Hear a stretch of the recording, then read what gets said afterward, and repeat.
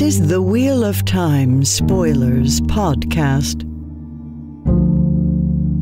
Let's record the progress, or the lack thereof, as the case may be. Or the reverse progress that our country is currently experiencing. So, hi everyone. We're anxious. Your hosts today are anxiety and anxiety. There's a little, I'd say anxiety and depression. I'd say there's a little bit of that going on too. Yes. Well, I have two main prongs, right? So, well, we both do, because WatCon is coming up very shortly, and we both have hit our preemptive anxiety for travel. That is a distinct thing. Travel, meeting everybody, moderating panels, doing a live recording, all of that. Packing, packing. All the things. Planning what we're going to record. That. So I can tell that there's one anxiety from that. But like,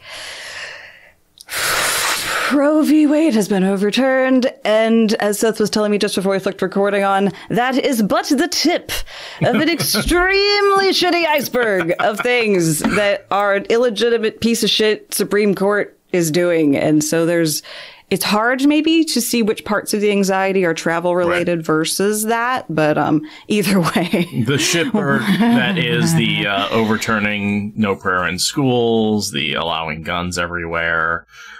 Yeah, there's a few other things. The prayer thing is intense. And I know the highlights of the hearings from today so far, but I haven't actually watched them yet because I'm going to watch them like in the evening. Like, we've been watching the hearings not live. We've been kind of like watching them later so we can just process them more at our own pace and not have streaming issues. But I know the highlights of today's surprise hearing, and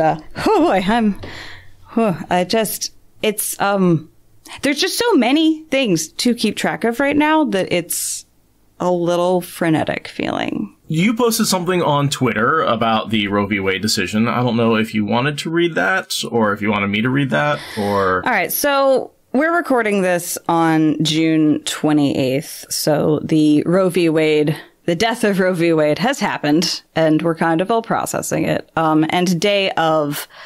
I did write like a big ol' thing for our social media as What Spoilers, because we want to like stand with the concept of humanity and bodily autonomy, because we are humans with bodies. So we care about these things. I know that probably a lot of you saw it on social media, but also I'm hoping some of you are wise enough to not be on social media, and so maybe you didn't see it. And I wanted to read it into the record, so to speak, here, just so that way we are all very much on the same page. So, the reason we wrote this statement on social media is because obviously we can go on about this forever. We have opinions and things to say, and I know a lot of people aren't here to listen to that. So we are going to read this. So we're going to read the statement. Let's read the statement. And then we are going to move in. We're going to move into the Wheel of Time. Okay. And most of all of that is going to either get cut or thrown at the end. Right. But this is going at the top because I want to share it. And I wrote this at Seth's request because we have a good collaborative creative process. Yeah. And then I gave this a thumbs up, but this was, Aradia's writing, and I think it was wonderful. Thank you. Here we go. What Spoilers is incoherently furious at today's announcement from the Supreme Court overturning Roe v. Wade. We stand with our listeners who feel betrayed and afraid. We both empathize. We believe that every person is fundamentally entitled to privacy and bodily autonomy. The impacts of this ruling will be felt most by poor people, especially Black, Indigenous, and people of color. Trans and gender nonconforming people are also at the front lines of where this harm lands first. It is incumbent on people of any and all privileges to dig deep and find more resources to bring to this fight. We urge our listeners to look to your local leaders who have been doing the work to support people seeking abortion care. Lean into helping them how they need. Additionally, donate to the Yellowhammer Fund to support access to abortion care in the South specifically. The link for that will be in the show notes. And if you still have some energy left, after taking the above actions, make noise at your elected officials and consider running for local office. This fight is a multi-pronged marathon, not a concentrated sprint. A tiny, tiny, tiny minority with no good claim to power is effectively taking over our society, and we either accept it or resist it with our actions now. We need to be connected, grounded, resourced, and steadfast. The light illumine us, or I should say, the light illumine us. Yes, the light illumine us. Signature Watt illumination. Watt spoilers illumination. So thanks for listening, everyone. If that gives you a problem, then I don't know how you made it to episode 420 of this podcast. Yeah, no, and as many content creators have said, if you think that we're wrong or to state that, you can go ahead and unfollow us. Like, bye. Yeah. But with that, we are returning to Winter's Heart Prologue, which is Snow. This is going to be part 2 of 3, we decided. And we are returning to the moment when Elayne gets summoned to her first sister ceremony. "It is time, Elayne Tricand," a woman's voice said from the doorway. "Blood and ashes," Dylan muttered. "Is the whole world just going to walk in here?" Elayne recognized the new voice. She had been expecting the summons, without knowing when it would come. Knowing that it must be obeyed, though, on the instant. She stood, wishing she could have taken a little longer to make matters clear to Tame. He frowned at the woman who had just entered, and at Elayne, clearly uncertain what to make of this. Good. Let him stew until she had time to set him straight on what special rights Ashaman had in Andor.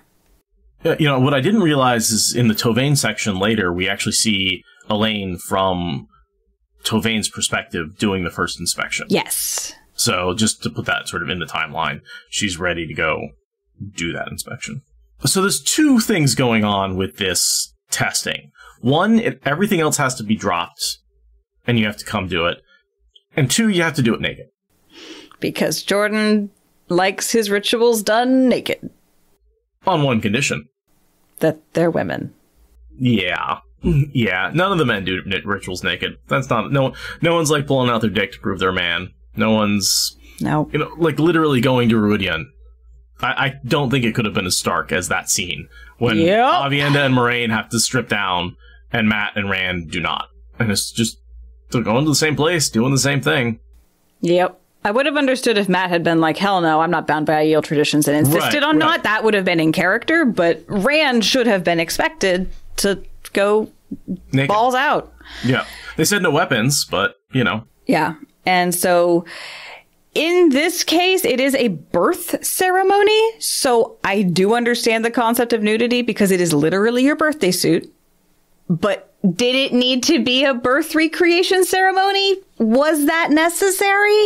And also, they could have stripped when they got to the room. The whole making her, like, strip down in front of everybody and leave. It plays into all of the shame around nudity that RJ likes to play with as a character lens, a way of litmus testing our characters. And it's very 90s. It's very purity culture. It's very cringe. It very much reminds me of growing up. But that's a good point. They embarrass Avienda in some different way that we don't necessarily see. But this is designed specifically to embarrass Elayne. And they figured out that nudity embarrasses wetlanders in ways that it doesn't embarrass the Aiel. Yeah, it's about shame. They want to make the First Sisters the initiates have to go through a really intense shame crucible in front of their peers. And in Elayne's case, because it's Andor, it's a nudity-based shame. Clearly, it would have been something different with Avienda. Because Avienda comes from a culture that has an appropriate attitude towards nudity, which is that it's not sexual inherently.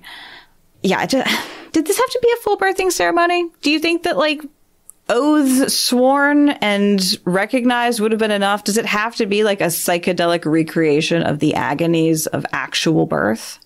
I think it's really cool.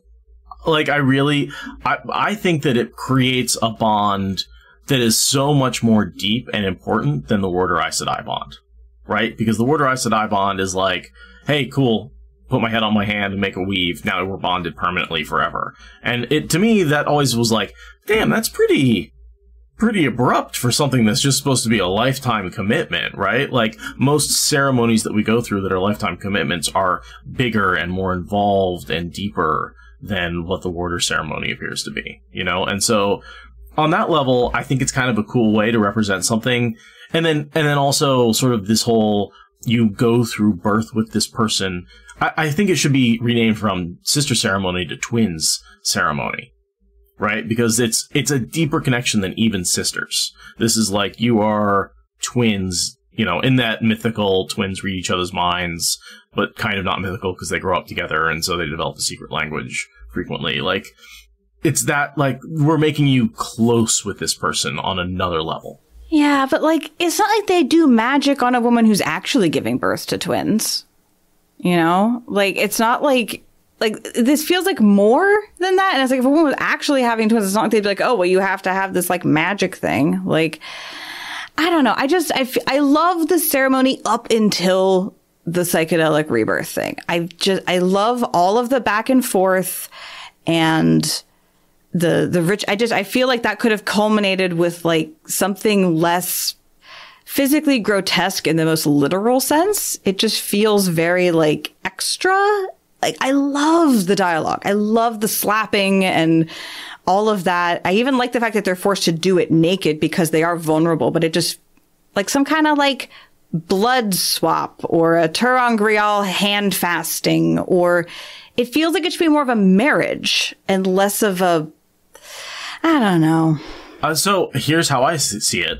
This is very much a psychedelic trip ceremony. Right? Very much. That's why I keep saying that. Naked, like, they take some sort of drug. And so what I'm sort of thinking of is perhaps the birthing part of the birthing ceremony that they experienced was more about just how Elayne was tripping at the time. No, I mean, like, Ami's, like, clearly is, like, sweat-soaked and worn out after hours of being, like, physically wrenched apart by magic for no good reason. Like, I don't understand why Ami's has to, like, suffer in order for Aviendha and Elayne to represent their very adult closeness. Yeah, I didn't really think of it from Amisa's POV. I was just thinking of it from Elayne. Because it doesn't happen fast. Like, Amis is, like, exhausted. You know, it's like, it's been hours that they were in this trip. And it's like, I get it as, like, a psychedelic trip for them, but, like, why did Amis have to go through that? Like, that's kind of how I imagine, you know, after the test to be raised Aes Sedai, right? A lot of the women are pretty exhausted from channeling for all that time. You know, like, there's this level of, like, sacrifice that people go through for ceremonies, right? And I think that can be true for, like, a wedding too. The people around you often go through a hell of a sacrifice and effort and money to be to be a bridesmaid or a groom or in the wedding party at all, or to, you know, do the photography. You know, there's always people there to serve the ceremony to make it more important. And trust me, your caterers are sweaty and exhausted by the end of the wedding. Like, there's no doubt.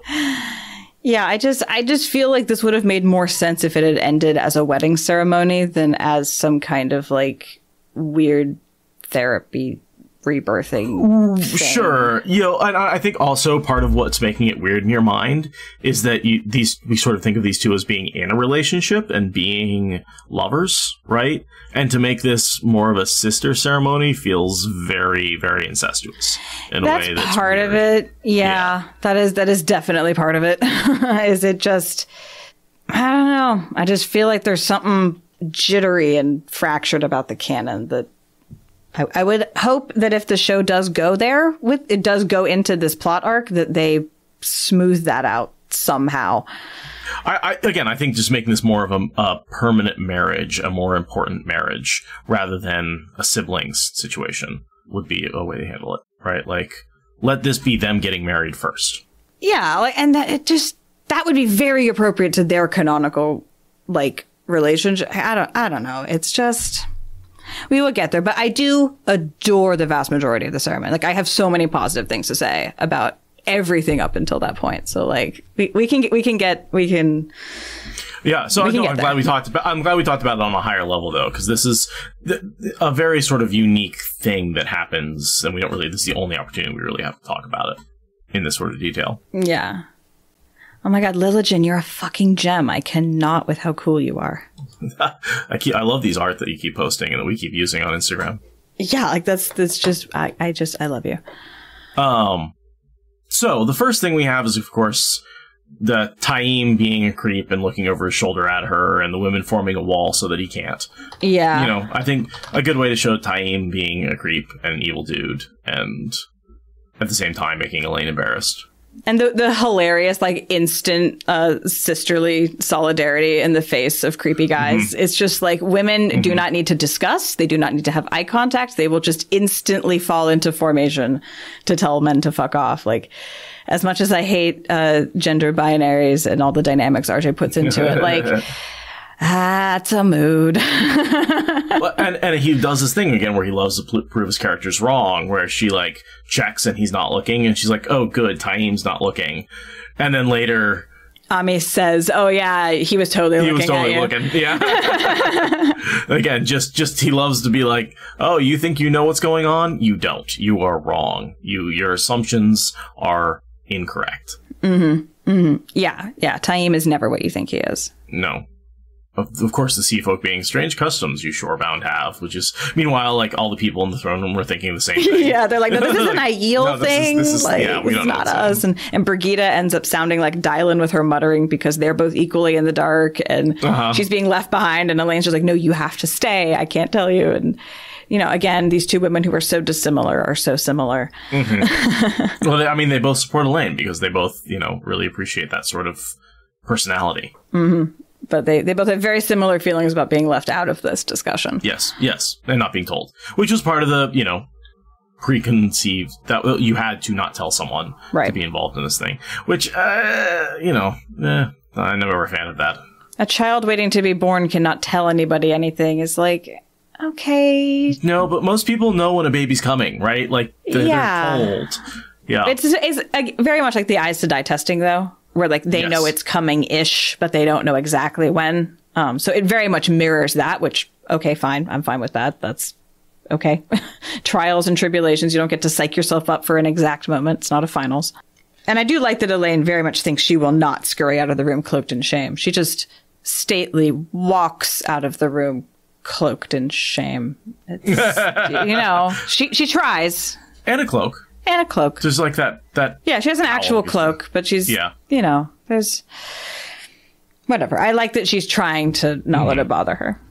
Well, and I do like that it's like the clothes don't necessarily make the queen. She is the queen. You know, yes, very much so.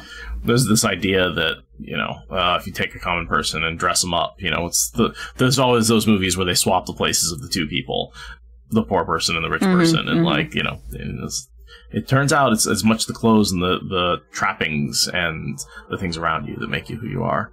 But I do think that Jordan tries to make the point that a noble bearing will stick with you no matter what. For sure. For sure. So Elayne does get a chance to leave a few instructions on her way out. She's like allowed to talk as she walks out of the room, basically. Amis doesn't prevent her from giving just a couple of instructions over her shoulder as she exits. And all the women say, or just silently accede, because clearly they can't do anything about it. There's no room for discussion. And they leave. And Elayne immediately pulls a game of houses and says, oh, that was on purpose, wasn't it? What'd you do to Elayne? Or what did you do to Aviendha? Which I don't think we ever get an answer for that. And I can't imagine, like, can you imagine anything that would cause Aviendha an equivalent kind of, like, can you imagine a scenario? Because I have been racking my brains and I can't. Because all her shame is around, like, useless labor, really, and not being good at what she does. So other than being like, Aviendha, you know, we are summoning you to be disciplined, something like that. But, like, and again, you know what's really weird about not telling anybody is all the Aiel are going to know what the First Sister ceremony is. Everyone's going to be like, oh, that's what's happening. Whereas no one in Elayne's circle would have had any clue. Yeah, she should have been able to tell, like, Brigida, like, you know, something. Yeah, but yeah, I agree with Lillian in chat. This might be why Jordan didn't write it, because it's hard to imagine what scenario would have put Aviendha into that situation. Narji's just like, I don't know, so we'll just let that as an exercise to the reader.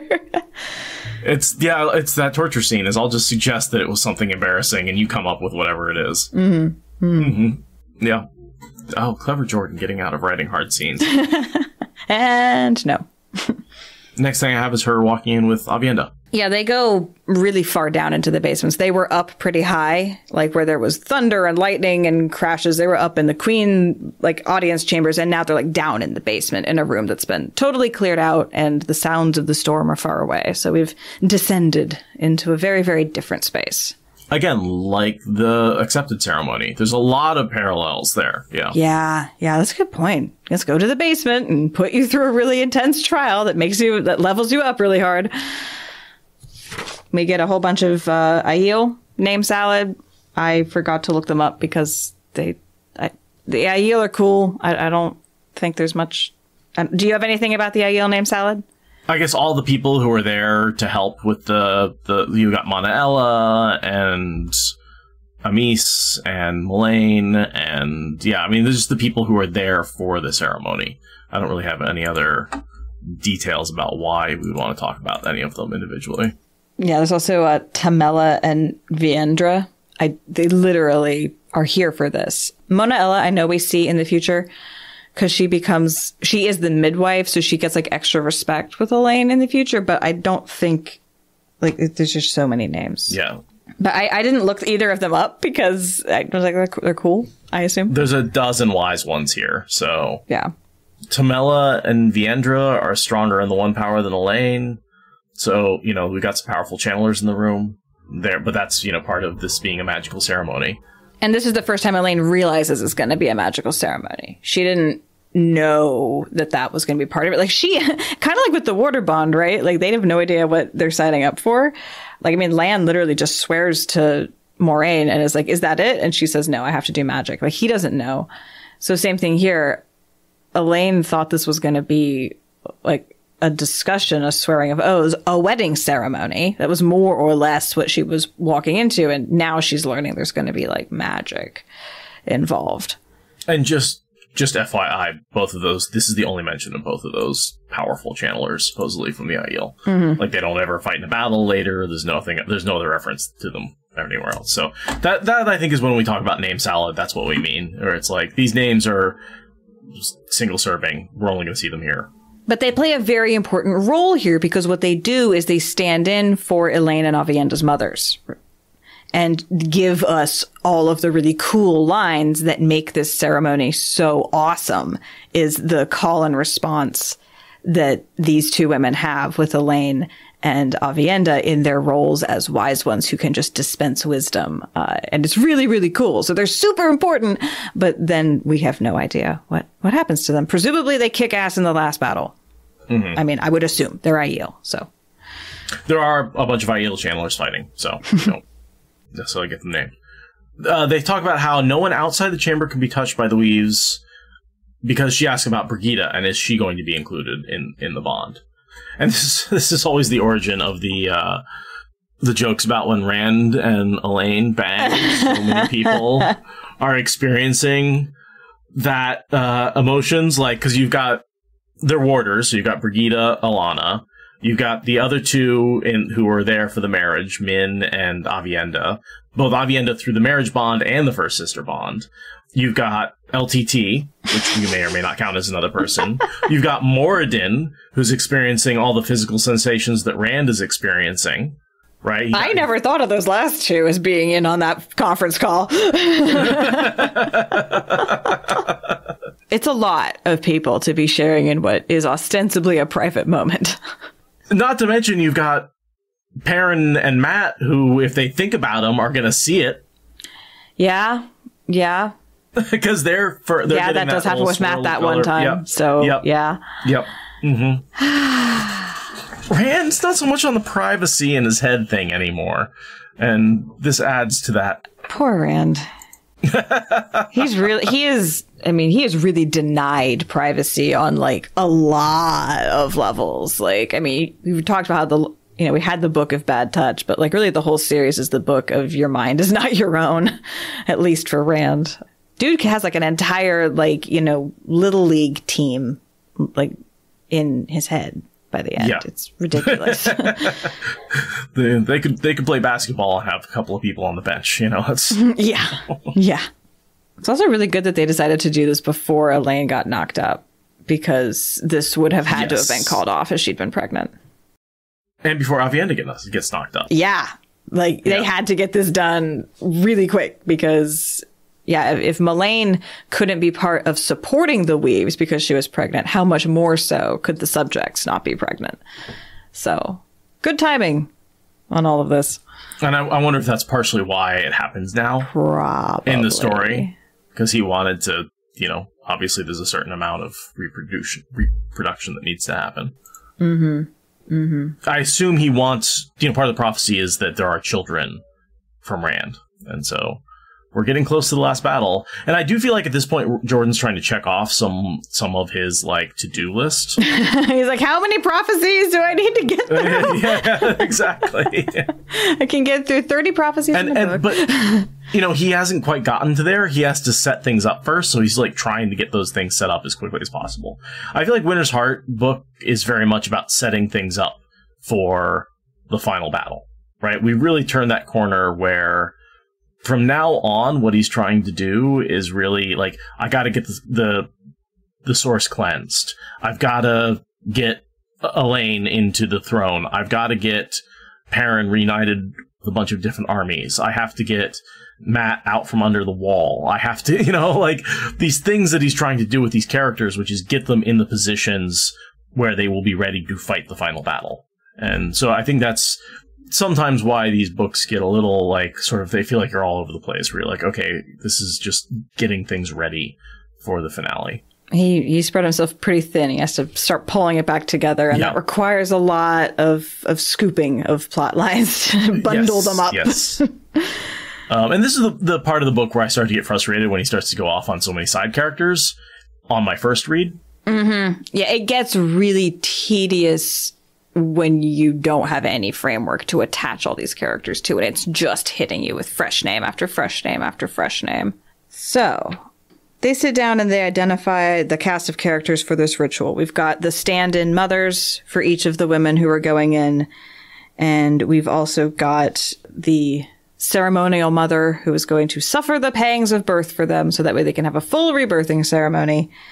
And the other wise ones, I guess, are just kind of the chorus section. They don't really get named for what they're going to do. They just kind of support in whatever way is appropriate, but they don't get named. I was going to say they would be part of a circle to support the channeling, but then I realized the wise ones don't do circles. They don't, do they? Or at least they've learned, but historically they haven't. So I would assume a circle would not be part of the ceremony. It might be more of just the traditional doula, midwife, group support, birthing thing. And maybe also this weave can be participated in by multiple women, but it's not a circle because it's got this special stuff, because it's a magic maternity weave left over from the Age of Legends, blah, blah, blah. But, also birthing, it's a group process. Traditionally, that is how primates and hominids in particular bring babies into the world, is as a group. So, and then we get the terms and conditions. Yes. You will both do as you are instructed. If you waver or question, your dedication is not strong enough. I will send you away, and that will be the end of it forever. I will ask questions, and you will answer truthfully. If you refuse to answer, you will be sent away. If any here think you lie, you will be sent away. You may leave at any time on your own, of course, which will also end this for all time. There are no second chances here. I love that. It's very, again, similar to the Aes Sedai thing. Once you start, you cannot go back. Right. Except it's different in the specific rules, but the absolutism of you are now engaged in a process that has very specific boundaries, and you will be held to them to a T. And then we get these cool questions and this idea where they absorb the words you're saying. They essentially record the words you say and then play them back at the same time. So you don't get, you both have to say what you think about the other person before you get to respond.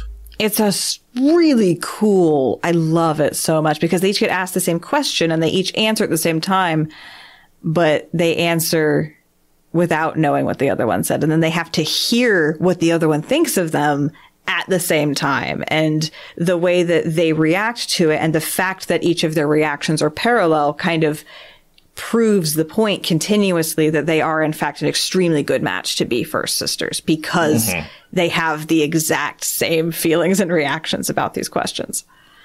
And the really cool thing about this, too, is that the wise ones are responding without coordination, but also clearly from kind of a playbook. Mm-hmm. Like, they obviously have this, like, this Rolodex of pithy responses to various, like, normal human flaws and traits and attributes. And, like, they can kind of mix and match, but, like, also it's not like they're completely riffing from their own personal experience. They are working from, like, the standard Wise One Proverbs, like, handbook kind of thing. And I really like the insights you get into how the Wise Ones have managed their people and been the counselors and guiders and matriarchs of Aiel society for the last 3,000 years through the way that they respond to the answers that each of the girls have. So the first one is basically, what's the best of your sister? And they pretty much both say the exact same thing, which is they're so confident and proud and brave. Mm-hmm. Which are two very similar things, but they're like a little different, but they're very, very similar. Mm-hmm. Although I will say, yeah, I guess she's saying, in a lot of ways, Aviendha is so confident she is who she wants to be. In a lot of ways, that's as queen expected to be queen, can never be exactly what she wants to be. She always has to be what's expected of her, which is being the daughter heir. Yeah. It's not just what is the best of Aviendha, it's also maybe what she envies the most about Aviendha's, like, place in life. Right. Yeah, and I also like the fact that they look at each other in disbelief with this, right? Yeah. Because Aviendha obviously comes from a place of deep insecurity, right? She's terrified about what people think of her. She absolutely is not operating according to who she wants to be. Like, that is not at all how Avi sees herself. And likewise, Elayne is constantly harping about how much of a coward she is, and Aviendha's calling her brave. You know, and we've seen that between Nynaeve and Elayne when they were in, like, Tenchiko, where Elayne is constantly wishing she was as brave as Egwene or Nynaeve. And Nynaeve is wishing the same thing. It's the, I wish I was good with women on the other side. Mm-hmm. Right? Mm-hmm. So this is the thing that they all believe about the other person, but don't believe about themselves. Yeah, very much so. And the responses from the Wise Ones is very much like a mixed bag kind of thing. It's not like entirely positive or entirely negative. It's like, this is a good attribute that you have, but it's not all that you are. Like, don't let this go to your head.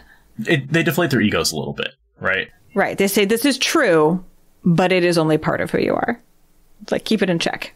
Yeah. Which is basically to Elayne, like, your courage will fail one day. Don't depend on it. And to Aviendha, you know, Jiito binds you. You might think you can do whatever you want. No. Jiito tells you exactly what you're going to do in every situation. So don't let that get to your head. And the way that each of them responds to it is an impatient acceptance of what they already know, because they don't believe that they are confident or brave. They know that their courage is going to fail, that their confidence in their ability to self-actualize is going to fail. Like, they already know that. They already think they're struggling with that. So they're just ready to get on to the next question at this response. So if you ever hear us talk about imposter syndrome, this is a perfect example. Yeah. Of course I'm an idiot. What do you mean? Yeah, you don't have to tell me that. Yeah. Well, I know that I'm, like, totally suffering and shit, but other people have it worse. Let's play the Oppression Olympics. It's great. All right, question 2. What do you find the worst in her? Yes, the opposite of the best. What is the worst? With Aviendha, or Elayne says, Aviendha's always trying to be violent. Her first response is violence. First response is violence. Which, when you know about the history of the Aiel and coming from the way of the peace, is such a, like, deep cut. Mm-hmm. Right. They're like, we have corralled our violence, we organize our violence, and Elayne's like, I see an entirely violent person. Mm-hmm. And that's, yeah, that means that maybe she's a little bit missing the point of being Aiel. She's a little bit not earning all the G. I wonder how much of that's just a little bit of prejudice, too, though. She expects, you know, the wild, dangerous Aiel. Well, and I think it's some of that. And I think it's also that the Aiel are a much more violent culture than Andorans, particularly the Andoran queen. And there's a bit of a cultural bias there, too. Like, their baselines are very different. I would also say, though, if you look at the Wise Ones, their first response isn't violence. And it's really, Aviendha needs to come from being a Maiden of the Spear to being a Wise One. She's still on that journey.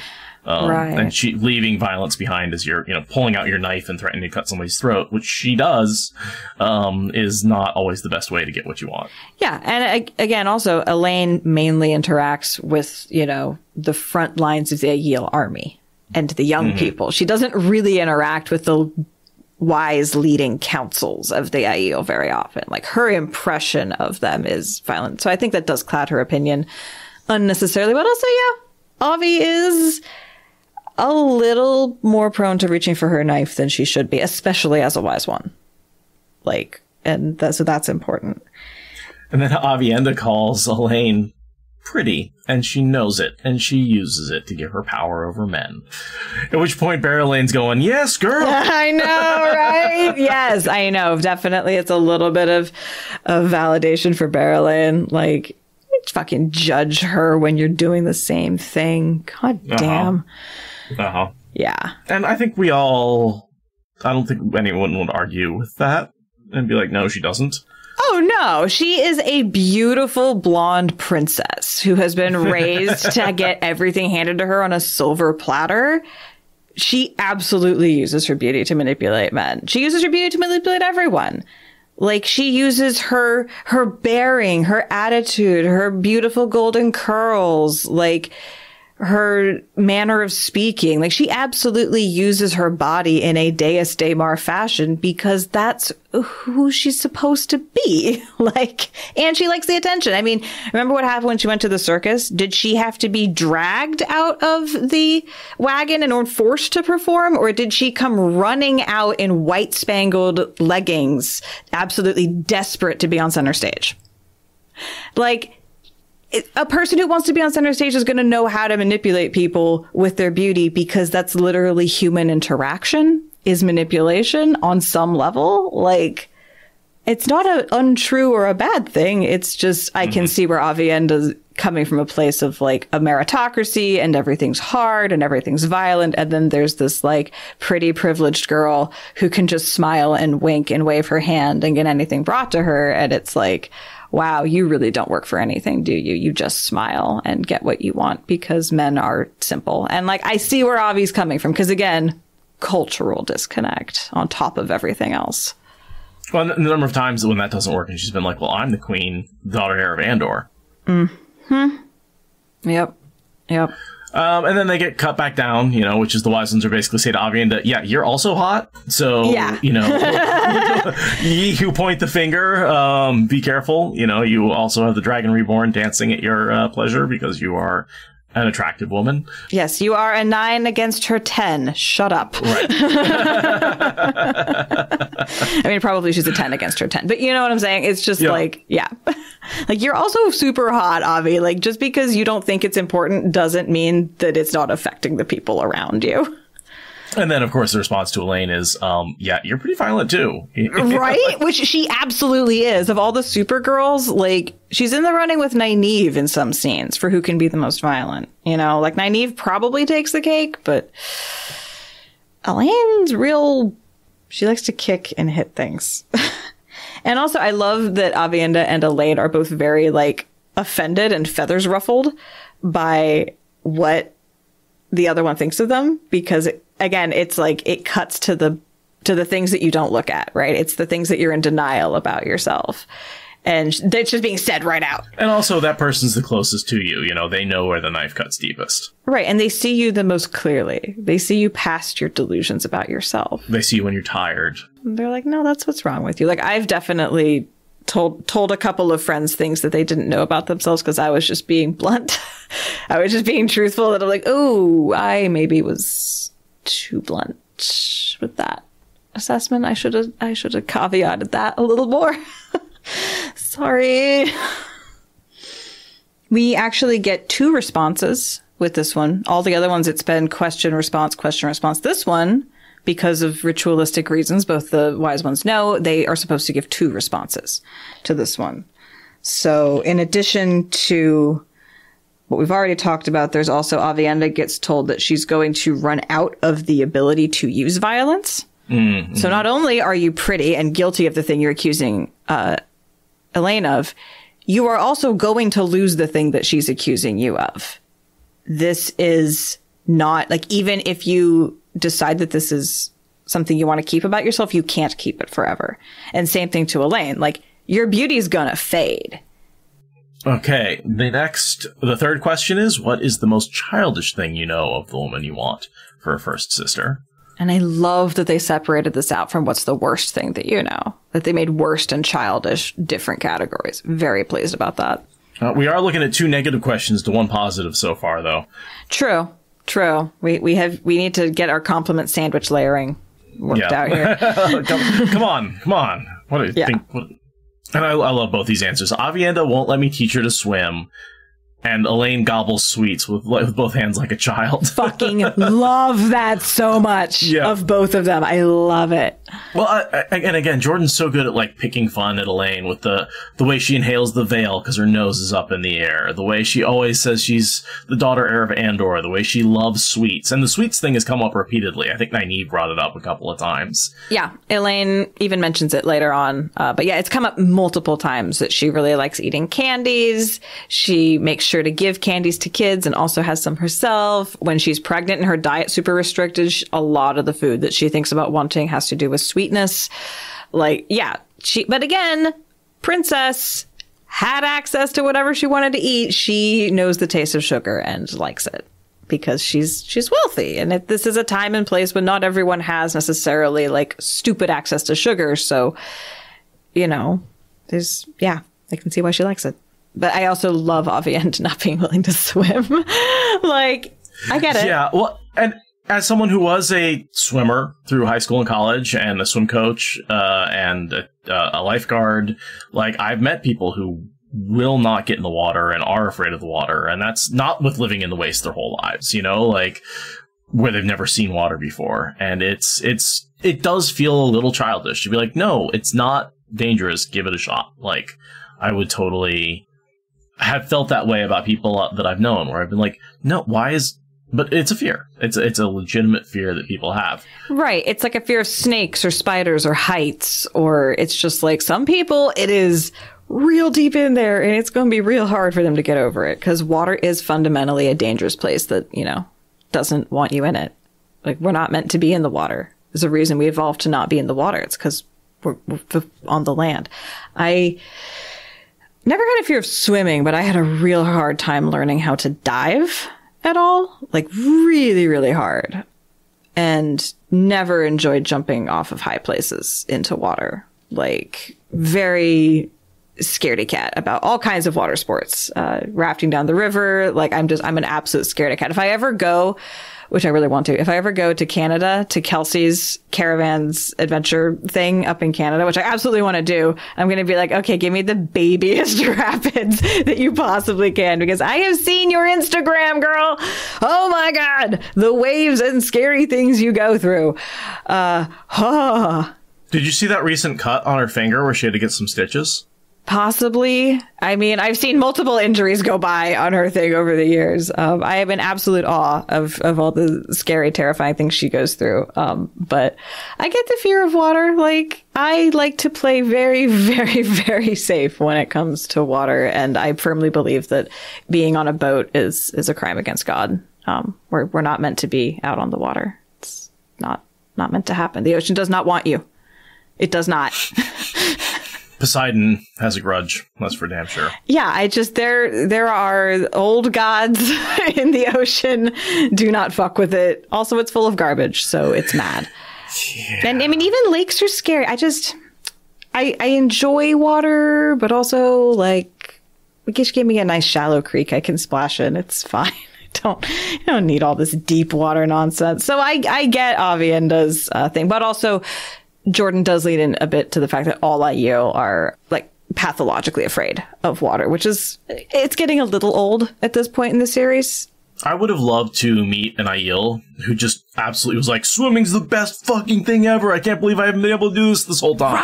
Right? Someone who just really got into it and was like, this water is amazing. It's weird, but I've fallen in absolute love with it. I would have loved to see that. Someone who's like, I didn't know what I wanted to do with my life, and now all I want to do is be a long distance swimmer or a surfer or a sailor. An Aiel who's like, I need to become one with the Othan Mier. I'm marrying in. I'm doing it. Seth is dying on a chip right now. No, I'm imagining, I'm laughing so hard because I'm imagining a Aiel who, because of the bleakness, has decided to go join the Tinkers and learn to surf. So it's just like, yo, dude, I'm Aiel hanging out here on the coast, man. Oh my god! So I now need Recappa's like cast of characters from the Tuatha who they're all stoners. I need that cast of characters to now include like a specific surfer sub variety. Recappa, get on it, because I think that picture is very visceral. I like it. Just like, I've discovered weed and surf, and it's all cool, bro. I'm cool. Bro. No more fighting with the spears, man. Last battle's over. Just like the vibes are good.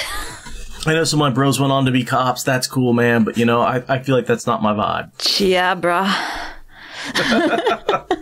I mean, it is episode 420, guys.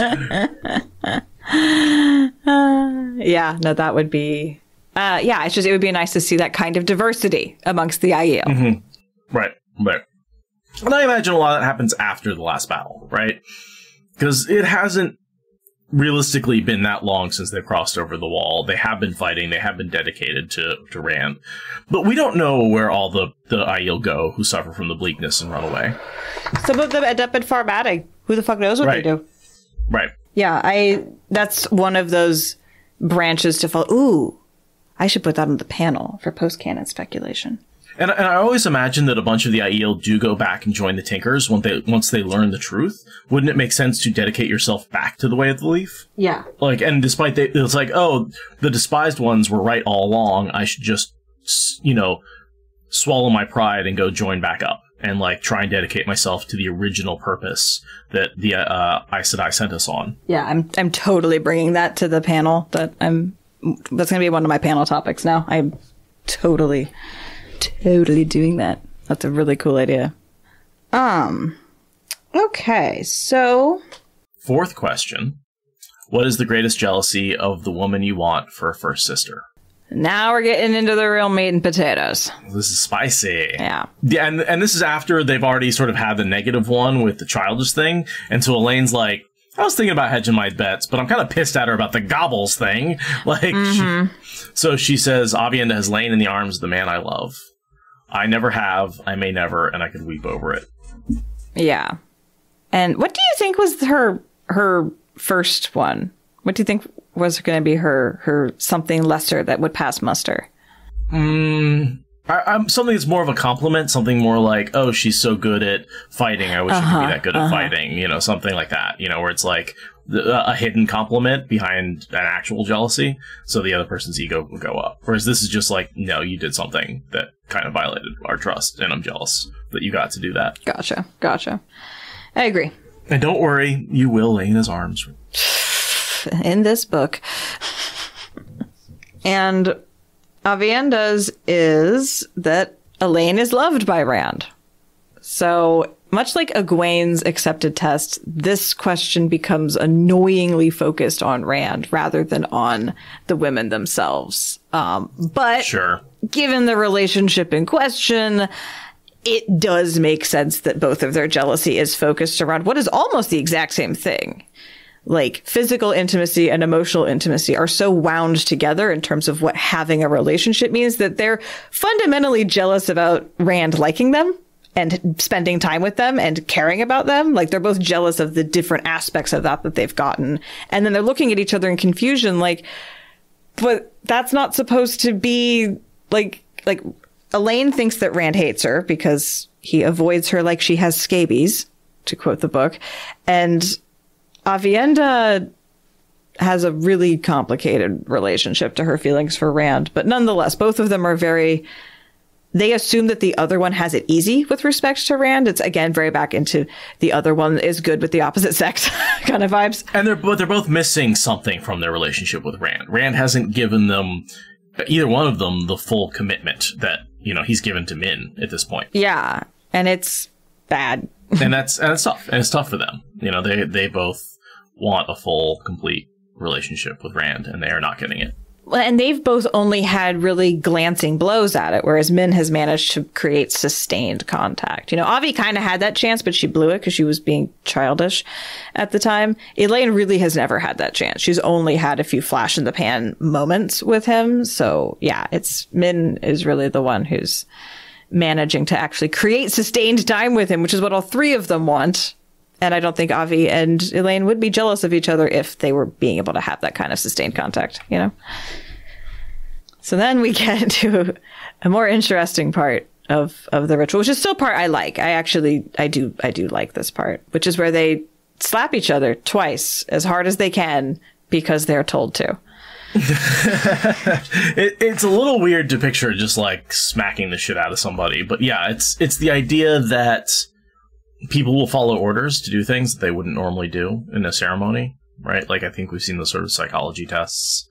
You know, the whole, like, people are willing to turn up the voltage on shocking somebody every time they get a question wrong. Like, I feel like there's something like that going on where the slapping, one, it does kind of happen because of the answers, right? There's that, like, chance to get out some of your anger about the answers, but it's also just like you're told to slap the person, so you do.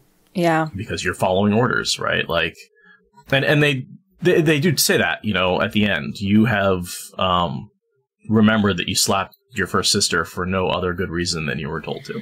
Yeah. I think they also start with Avi explicitly, so that way the ritual will go forward without a hitch, because Elayne will respond to being slapped. But if they had started with Elayne, she would have been like, are you fucking kidding me? And then they'd be like, well, you hesitated, so now the ceremony's over. And like, that would suck. So that's why they started with Avi, because they're like, well, Avi will definitely follow through, and then Elayne will be committed. So Avi is the more violent one, as Elayne said. And she's Aiel. She knows more. She doesn't know the specifics of the ceremony, but she knows more about how to respect the wise ones and their authority when it comes to. And I mean, Elayne needs to do a when in Rome, you know, right? She needs to follow the instructions because she is stepping into their culture to participate. This is not a hybridized thing. This is her coming in. So, but still, she needed Avi to show her the way. And by the second slap, they're both hitting as hard as they possibly can. Like, it's a full armed slap, and they're both tall women. So there's like a lot of, you know, centripetal force out there at the arm. Like, my arms are short as hell, right? Like, I haven't grown since 5th grade, but like, these are both very tall women. So those palms are going at some speed by the time that they make contact. Then they're like sliding across the floor, the stone floor, like on their bellies. Mm-hmm. And I'm like thinking of their, you know, bare exposed chest. And I'm just like, I don't like that mental picture. It hurts my body. It also feels like hyperbole. It does. Like, slapping, no matter how much you slap someone, they don't go sliding across the floor. Like, that's something unless you were pushing them with the one power. Yeah, it's more like you're getting knocked over, but like the whole like sliding is like, what is this, a cartoon? Stop. First of all, skin doesn't just get up from that like no problem. Second of all, just no, this is just whatever. People are questioning if Elayne is actually tall. Yeah, she is. I forget her exact height, but she is quite tall. You're also like, tall relative to who? She gets described as being tall enough to not make Rand's neck hurt when they kiss. So tall. I mean, like, but yeah, I like the ritualistic never slap each other again, because this was a really dumb reason to slap each other. I like that, even though there's aspects of it that are a little unbelievable. Oh, quick question. This is a side note. Do you know how tall Robert Jordan is? Very. Was it? Very. I was trying to find a source for that. And someone asked me if I knew how tall Jordan was. I was like, he's really tall. And it's part of the reason why his characters are so tall. And they're like, source it. And I was like, okay. And I looked and I looked and I looked and I could not, it wasn't on his wiki. It wasn't anywhere. I could not find his listed height. Huh. And so I'm just curious if anyone has a source for how tall Jordan actually was. All right. Google Foo. Comments in chat. But yes, I mean, he is tall. I have the exact same references you do. I have no idea where it is, but I've seen like an article or a chart or something that talked about it several years ago. And okay, so then there's this really weird moment when Mona Ella just is like, oh, by the way, you can leave now. And it makes no sense. I have no idea why she included that line. It seems very ridiculous. Like, that was always true throughout the whole thing. But the whole idea is like, by the way, we expect that you want to leave now because apparently people are petty bitches. But if you still want to continue, then embrace. And, you know, their reactions are both like, how are you going to cut us off? No, we need to hug and make up. We feel horrible about this. And they have a big tearful embrace for a moment of catharsis before the weave settles in and puts them all into their psychedelic dream state rebirth space. And I feel like a lot of people would, like, after slapping the shit out of somebody, some people would actually, like... I mean, after hearing all that stuff and then feeling the slaps, you know, if the relation, like, that would test a relationship. Like, you would need to really care about this person and really mean well in this context to be able to, like, resolve that emotional roller coaster so quickly. And I do think that that this is what its purpose is to test the relationship and make sure they're not just, before the weave happens, before any of that magical bonding happens, you need to make sure that these people actually do care about each other. Yeah. Do you think they can undo this bond once it's made? No. Yeah, agreed. So they have to test it real good. And I think that this does that. I think that if I was forced to, like, look at someone eye to eye and, like, say these things, I would probably feel like our relationship had leveled up if we, like, passed through that, you know? Like, this seems like a pretty good way to test someone's participation in a relationship. And I imagine that it's because, just like with being someone's sibling, you can't undo being someone's sibling. There's no way to, like, break that bond. You know, you can ignore them and walk away from them and never talk to them again, but it doesn't mean they're not actually related to you. Yep. You can cut them out of your life, but the connection remains. Mm-hmm. Yeah. And then, so yeah, what's next is a trip. Yep. A trip of being reborn. It reminds me a little bit of the end of 2001: A Space Odyssey, where he goes through a psychedelic trip and becomes the first child. It's basically the end of the movie. Have you not seen that, Aridia? No. I've, like, listened to the soundtrack on vinyl a couple of times. Like, I mean, I know of it. I just have never gotten around to watching it. I'm honestly a little disappointed. Sorry. How have you not gotten, like, tripped balls and watched 2001: A Space Odyssey? No one's ever recommended I do that. Oh my god, yes! So yes, the movie's weird. Okay, I'm sorry about that tangent.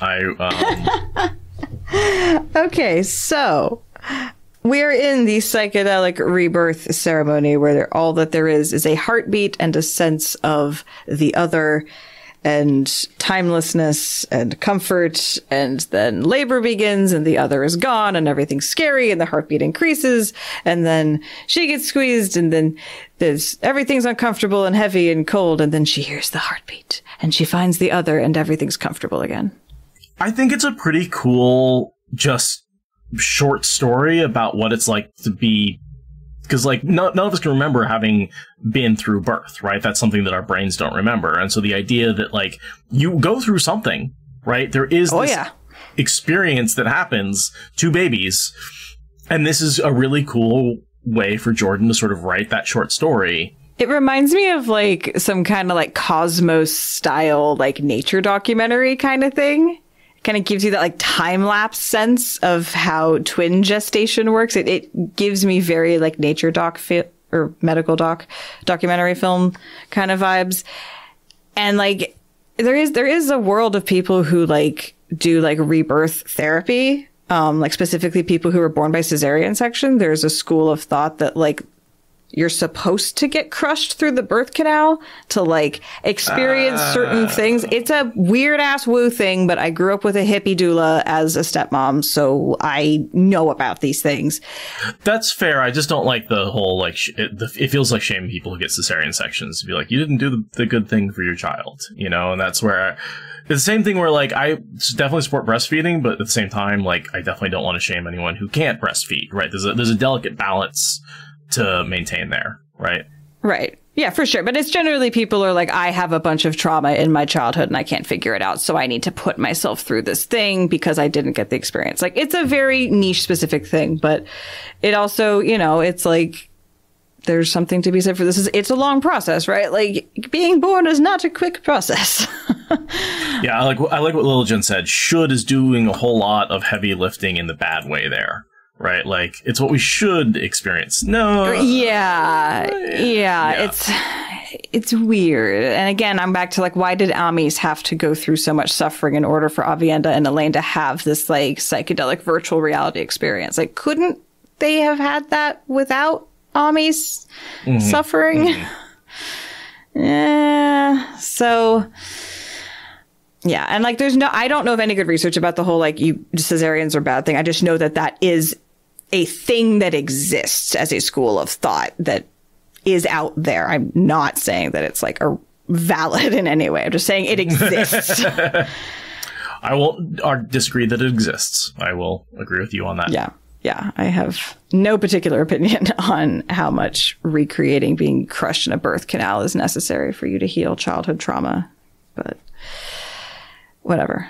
So it basically ends with Amis saying, these are my children, these are my daughters, Avienda and Elayne. And I do like Amis as sort of their teacher and mother.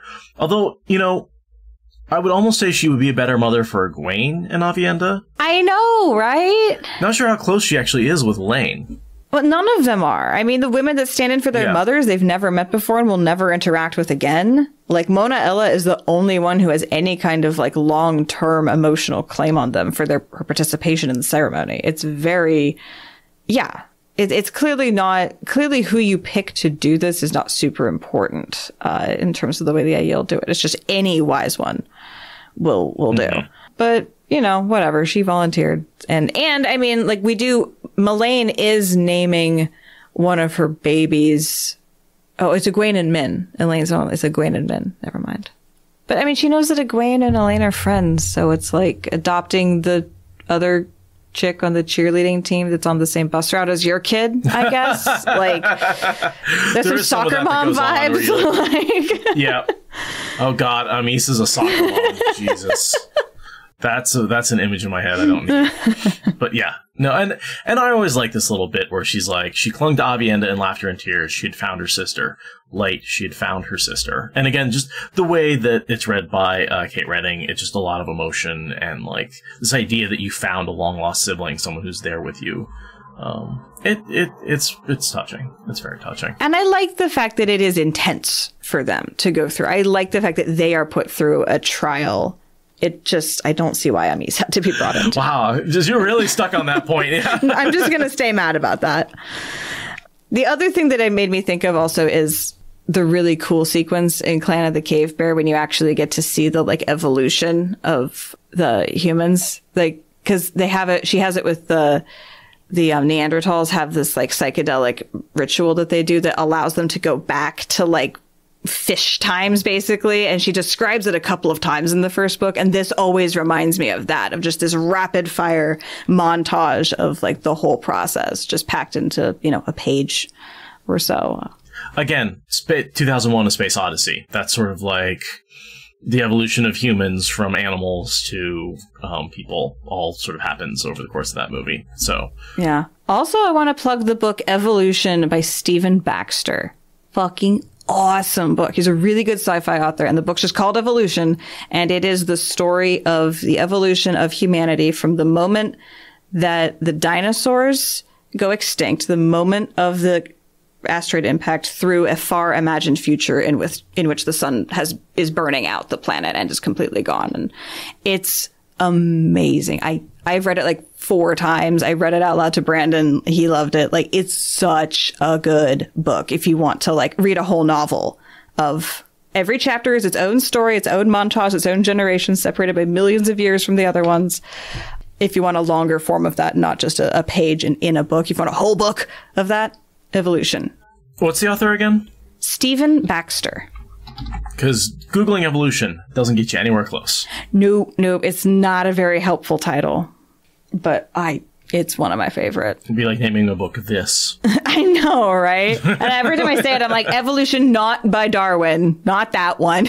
I am not telling you to read Evolution, Origin of Species. I'm sure it's fine, but like, no. This is a sci-fi recommendation.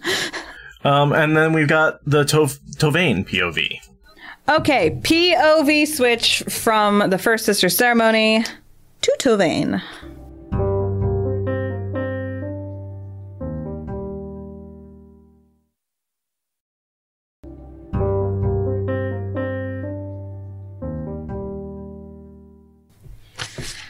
How much Toveine do we have? Okay, I'm back.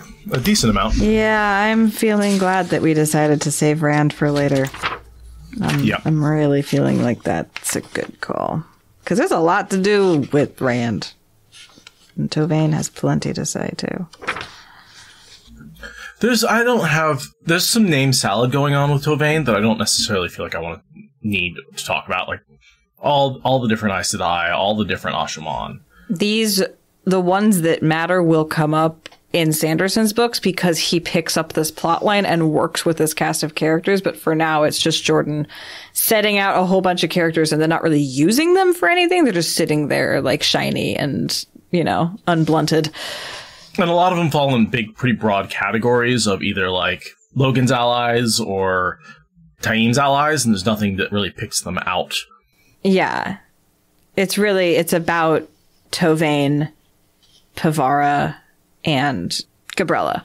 Like, those are really the only names anywhere in this, and the few men that they are. Yeah, I don't think we need to go deep into the names. This is when Jordan is just like, here's all the characters I might use. Maybe, possibly. Right. Right. I have a list of Ashaman somewhere. I might as well use it. Exactly. And this idea that the Black Tower is growing and has lots of people in it. Some of them are from the Two Rivers, some of them from elsewhere. You've got these 50 sisters. It's like, this is really becoming a powerhouse place, and he's trying to demonstrate that with a bunch of characters to make it feel populated. Mm-hmm. Yeah. And her relationship with the Bond she's learned more about what the Bond requires, which is just skeevy as hell. It's really it's compulsion. Serious mind control, compulsion, electric fence. I mean, Semirog would be proud of this. Grandal would be proud of this. It's really not cool what's been done with this Bond. And I really hope that this is only the maximum security version that they put on Scary Aes Sedai and not what they're doing to their wives, because everything about this is fucked. It's not what it feels like Andral and Bavara have on each other, right? Mm-hmm. To me, it does not feel that they can control each other through the Bond. Maybe that's mutual bonding, but I imagine that this is just like, this had an extra layer of obedience on it. I mean, partially is like, maybe they all have the obedience, but here he's given her a bunch of orders explicitly, which has put a bunch of limits on her behavior. So, the obedience part kind of sucks too. It shouldn't be there. It shouldn't be there. It shouldn't be there. You shouldn't need to hope that a man doesn't give you orders in order to keep your freedom. But it's the exact opposite of the Warder Bond, which is, there is a measure of control in the Warder Bond, but not at simple verbal commands. With that, they have to actually manipulate the part of don't they have to channel in order to manipulate the Bond? Mm-mm. Mm-mm. But no, not at all. Okay, but they still they can do it totally unconsciously. So they have to think about it. They can't just say something. If the words coming out of their mouth are not binding in this way. No, but their thoughts are, which is even in some ways worse, right? I'm not going to argue with that, but it's not the same. No, it's not the same. It's not exactly the same because the methods of implication are different, but it's essentially control, right? The Bond is control between Aes Sedai and their warders and between the Ashaman and their Aes Sedai. There's a level of 100% complete compulsion. And it bugs me that, the compulsion's forbidden, but as part of another more extensive Bond, you can totally use it. It's just weird to me that this version, when men do it, it's like if he tells her to go inside and have a cup of tea, and she doesn't want to have a cup of tea, she'll still have a cup of tea. Whereas if Moraine told Lan, go inside and have a cup of tea, and he didn't want one, he would go inside and sit next to the tea and pout and not have the tea, Again, I think that's a level of implementation, right? Because if Moraine wanted to force him to go in and have a cup of tea, she totally could. And we see that with his, when he's bonded by the Green Sister, and she's... Yeah, when Morel gets his bond, yes, she can do that. But with Logain, he doesn't have to want to, any words coming out of it. It's like the Crystal Throne, right? He can't say a thing to her that isn't a command, the way I'm reading this relationship. Any suggestion from him comes with compulsion, even if he doesn't want it to. So that's the way I'm reading it. But I think that's partially because when he bonded her, he said, "You will obey everything I do." Right? I think that's an added layer that he put onto it. In his specific weaving of it. Yeah, of the Bond. Okay. That's sort of, if Moraine had compelled Lan to obey her every word, he would have had to. Yes. And so I think that Logain created that part of the bond, because obedience is part of it in the same way on both bonds. But Logain has said, hey, these are dangerous women. I'm going to add the fourth oath, basically. And that was not being at all implemented with the wives, because the wives are not a threat. Exactly. Okay, I will accept that and still hate it where it exists, but I will accept that the wives are not being held in this level of thrallship, which, thank you, because I hated the idea that the wives were thralls because men can't not be controlling. Like, I hated that, so. No more so than I think any of the warders are. Right. Which is still iffy, but okay. Yeah. The same iffy is different than a different iffy. Okay. And I absolutely don't blame Logain for being that much of a dick to a Red Sister who was actively attacking him. Like, yes, it's morally wrong, but also I totally understand where he was coming from. Because, like, when we see Toveine taken, I can't remember the exact scene, but we do get to see it from her POV. And doesn't he say something about, you will obey me completely, or something like that? Something like that. I forget the exact wording, but yeah, but it's after she has her weird orgasm scream.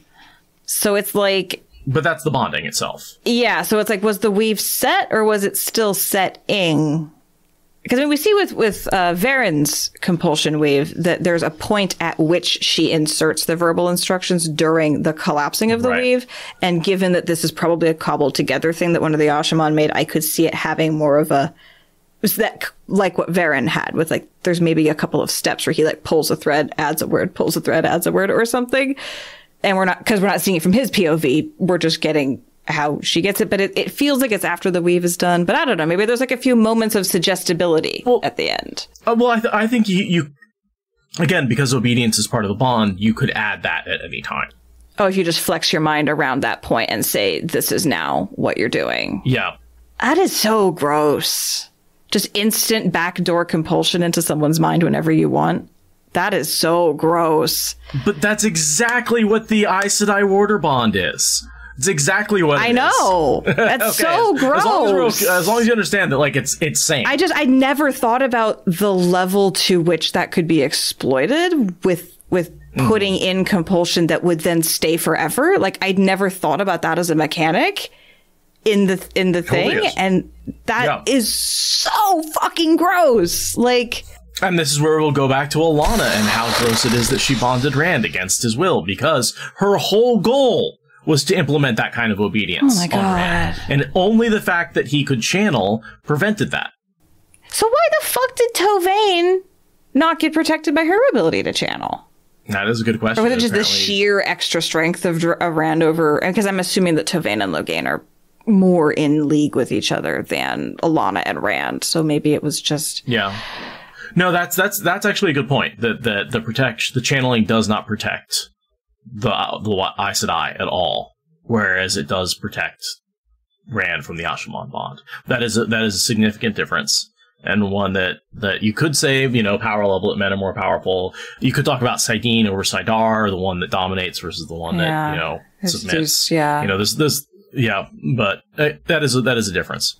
I am just blown away by, like, how horrifically invasive this bond is, and in a way that I had never appreciated, like, that logical extension of the mechanics. Like, I am on a whole nother level empathizing with your hatred of the Warder bond. Like, this is part of why you're so emphatic about this. I get it. No. I get that is. But on the other hand, Toveine sucks, so, you know, whatever. It's fine. Yeah. And she blames Elaida for putting her in this situation, you know, for saying go attack with the 50, even though, like, it's as much her fault as it is anybody else's. She walked in there with arrogance and without doing any research and just said, oh yeah, we can take care of those 2 or 3 men who can channel, no problem. Yeah, it was, she was left to do the on-the-ground strategizing. Elaida only gave her the overarching mission. But her animosity to Elaida goes back 20 years, and she has, in a matter of a few days, become convinced that she can turn the Black Tower to her personal vendetta of taking down Elaida, because fuck the world and fuck the tower. It's just like, she's such a bad person. Like, she's not a dark friend, but, like, she's such a on team Toveine person. I'll give you another parallel you might not like. Suan turns the entire rebel tower to her personal vendetta against Elaida. But she's doing it because she believes it's better for the tower. TM. Does she? She really? Has better motivations than Toveine, but by what margin is very debatable. I wonder if maybe it doesn't turn out better for the tower until Egwene turns out to be a very competent leader. But what if Egwene had not been a very competent leader? Suan would have been the one trying to manipulate her and control her, and taking back power that way. That would have been the old guard just doing the same thing that got us into this situation, and the tower would have self-destructed from the inside out. Oof. I mean, I do like it because it makes a lot of sense, but that's a big oof also.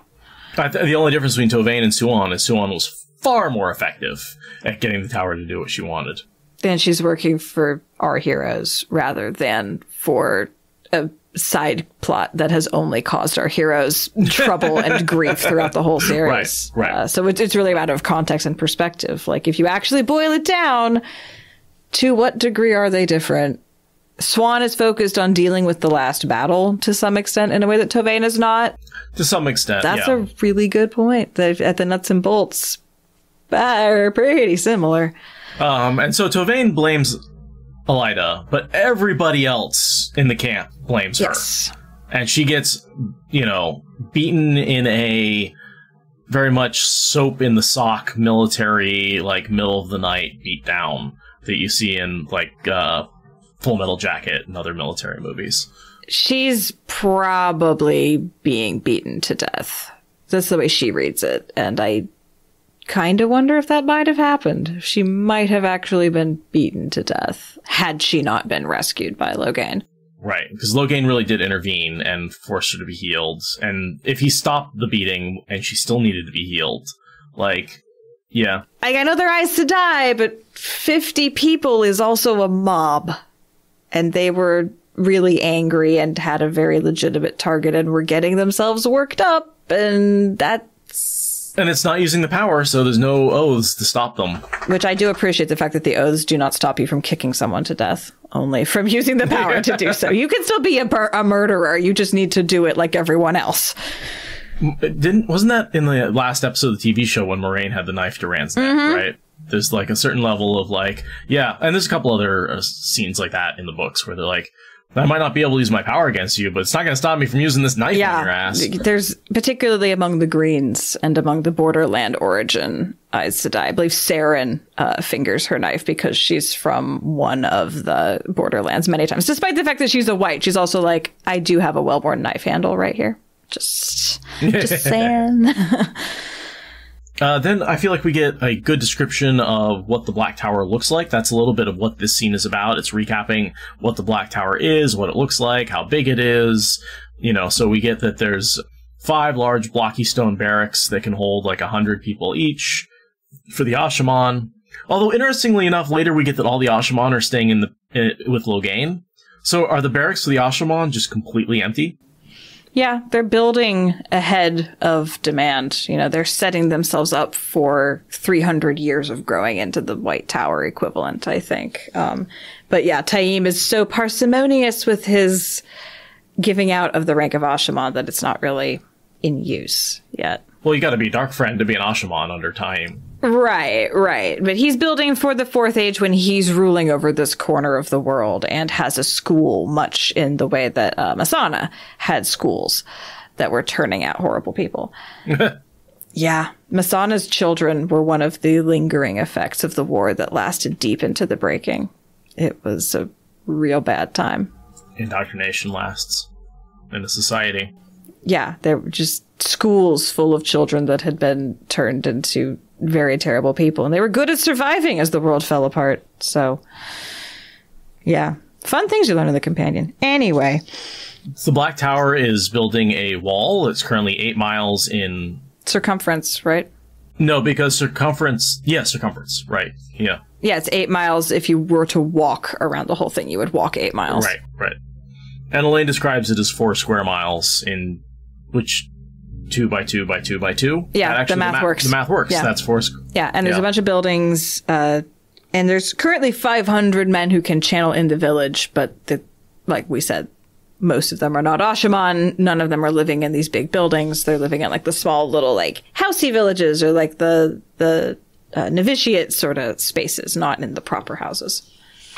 And Logain calls the wall a waste of effort, which in the world of gateways, it kind of is. Especially in the middle of Andor. Like, what are you gonna, like, no one's going to... It's important psychologically to be able to say, this is my space, and to have the illusion of those defenses. It's a big part of the mentality of a world where gateways don't exist. Like, the fact that gateways exist for some people doesn't change, like, the overall psychology of the world. And gateways might be able to be limited if you have all of the channelers under tight control, because the Dark One has remade the world in his image. And if the common people don't have gateways, only your allies do, then the walls are great for keeping the peasants out and smashing them with Trollocs. I don't know. And it looks cool. I mean, it's like a big, huge expression of his masculinity. Like, right, rule of cool. Yes. Rule of cool, right? They put it up in 3 months also, right? It's this, like, incredible feat of using... And it's something that, you know, you kind of wish the Aes Sedai did more of, which was building things with the power. Like, that would be cool if you had, like, the whites being architects as well, or something like that. Like, yeah. Right. But, like, they built a city that is defined by its shining white walls. You know, like the Ashaman are like, we can do that too. We're building a black tower. We can have black as night, like darkly shining walls. Like, you know, it's a flex. And then you also have, you know, the ancient symbol of the Aes Sedai, which is half black, half white. And, you know, there's definitely white with the Aes Sedai. It's very symbolic, the black color. Yeah. And Time really likes the color black. Like his motif is very centered around black. So.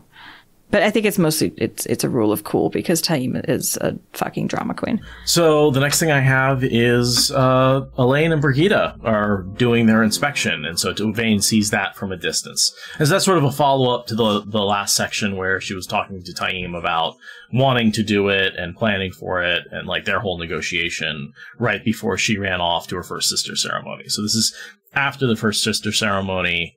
And again, we're seeing her in a lot of ways. It's sort of how these two segments are connected is because, well, this is Elayne, right? This is what she's been doing for all this time. We're still on the Elayne storyline. Yeah. So this is like a couple of days later, like maybe next day, maybe a few days after that meeting with Taim. Like this is probably the first inspection, but it's not the same day as the first sister ceremony. It's got to at least be next day. Yeah, I would assume next day. Again, just because time's passing fast and... Yeah. But it makes sense that she would go on the first one, and then if there were subsequent ones, she would send a representative. Right. Yeah. Yeah. So, yeah, it's probably next day. And, yeah, Toveine is trying to hide herself reflexively and then gets mad at herself and tries to be all defiant, and then she gets attacked by dogs. She also thinks about how she does not want Elayne to get taken in by Elyda, which is sort of a fun thought from her. This little, like, oh, I'm really pissed off at Elyda, and if Elyda wants Elayne, I don't care what or why, I just don't hope that Elayne stays safe and stays out of her hands. Mm-hmm. No, instead of like I bet if I, you know, kidnapped her and got her back to the White Tower, maybe they would forgive me and I could, like, buy myself back into the good graces of Elyda. Like, I feel like we've seen that sort of headcanon for a while. Mm-hmm. From some characters, and like this is absolutely not that. Like there's no indication that she wants to go back to the White Tower. Which is she's kind of caught in a weird spot. She hates the White Tower and she hates Taim. Where the hell does she want to go? Back to the farm? She is defined by the things that she hates, and as we know, that is an extremely healthy and productive and sustainable way to be. Yes, that's why I feel so good all the time. Mm-hmm. So yeah, and I think early on in the series, we debated, like, how many times does it come up where the dogs actually hate Aes Sedai and cats like them? Because that's stated very early on in the series. And here is sort of one of the prime pieces of evidence where it gets used, right? It's that, you know, these women, the wives, she's like, oh, I'd love a cat myself, but cats won't abide the husband, right? So cats hate men who can channel, and these dogs. So there's a bunch of dogs in the town, but they don't like the women who can channel. Yep, because... women and men can't get along the way that cats and dogs can't get along, and there are no exceptions to that ever in anyone's experience. Right. I I've never known a cat and a dog to be best friends. I've never known a cat or a dog to act exactly like the other species. Nope, never happened. Nope. Wait, yes, that happens all the time. Timber literally, like, will sleep next to Chef, the cat, in our apartment. Like, Timber and Chef get along just fine. They're very sweet. They like each other quite a bit. They both act like dogs. If anything, Timber acts more like a cat, and the cat acts more like a dog. It's amazing. Like, they're very sweet. And so, yeah, it's a little bit of a misnomer, but... Yeah, it's just tropey. It's just derivative, it's just tropey. Lazy, tropey, whatever. But yes, this is one of the only times that we get a very direct, on-page, you know, this is how it is kind of thing. And it's a really scary moment. Like, Jordan rushes by it pretty quick, but, like, the idea of being attacked by a group of dogs is, like, I can think of very few things more terrifying than being surrounded by dogs going after you. Like, that is just such a terrifying concept to me. And Toveine doesn't seem to have the same existential dread around it that I do. Jordan seems to be throwing it in fairly casually, but I don't know, for some reason that just to me is like a top 3 kind of scary thing. I get the feeling that in the South growing up, Robert Jordan would occasionally encounter a pack of wild dogs. Maybe my imagination makes it worse than it is in real life, or maybe he's just like, oh, it's not that bad. I knew how to hit him with a stick. It still sucks, but I feel like that was something like wild dogs were more of a thing in that area back then. Or like feral dogs. Like, my mom has lots of stories of being chased quite aggressively as a little kid by packs of neighborhood dogs that were just out of control. And I think that maybe is part of where my terror comes from, is like an epigenetic, like, she was a little kid being like routinely terrorized by a pack of neighborhood dogs. And like every time I read this, I just like my whole body clenches and I just can't. But yeah, and then I think that there's a certain aspect of pack mentality that dogs can get into when they get in that situation. We've just changed the way we treat dogs. We don't let dogs just roam the streets anymore, you know? Not around where we live, no. No. Kind of reminds me of the mob that was attacking her in her recollection also. This is the second time that a mob has attacked her in a way that potentially threatens her life in one section. That's a good point. I didn't even think about that. She is set about on all sides by vicious dogs, both literal and figurative. That's how she sees it, anyway. Certainly being trapped here. Ugh. Anyway. Loghain's house is modest. Good for him. He's modest. You can tell that the good people are modest. Yeah. They're modest because they're good.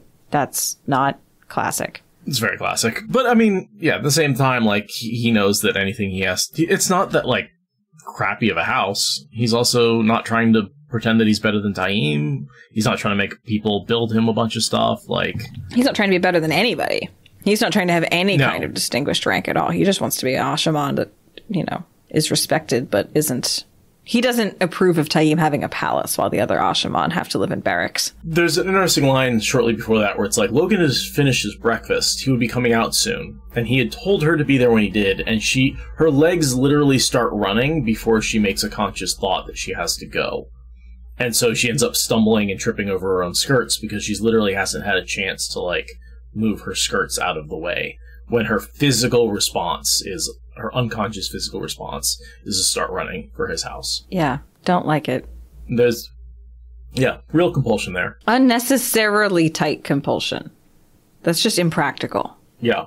But it's the level of compulsion where they, like, force that woman to tell a lie in the White Tower and she nearly chokes to death. Yeah. The fourth oath is a bad call. It's a bad call. It's always a bad call. Yeah.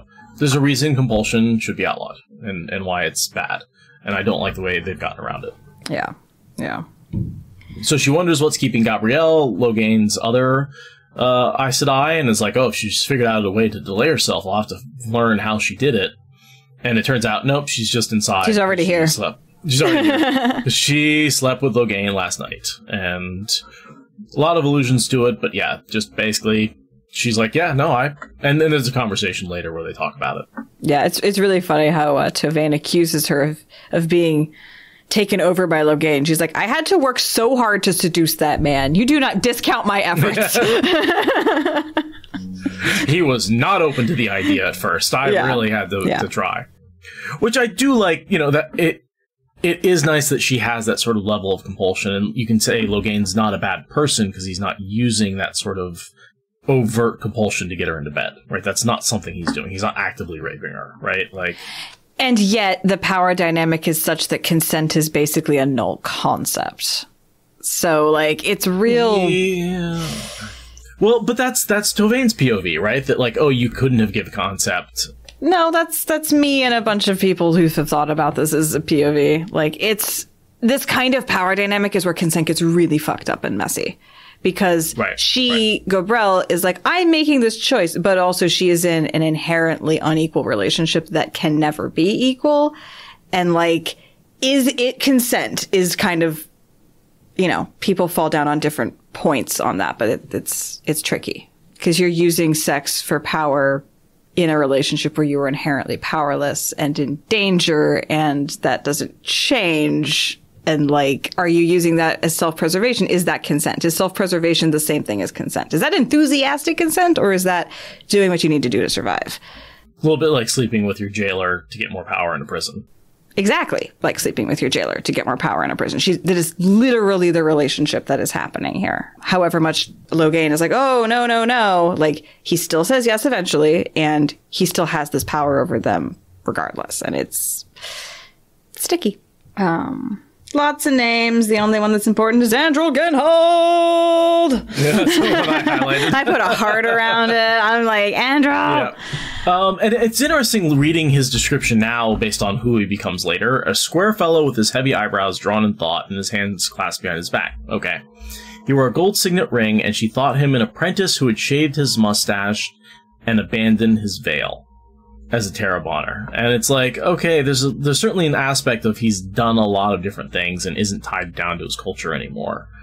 But this makes him sound more like he's been an apprentice. Like, isn't he kind of an old man to be an apprentice? He is. He's lived several different lives. And I think with Pavara, he seems like the right age for her to have a certain amount of romantic interest in him. Like, he's not young.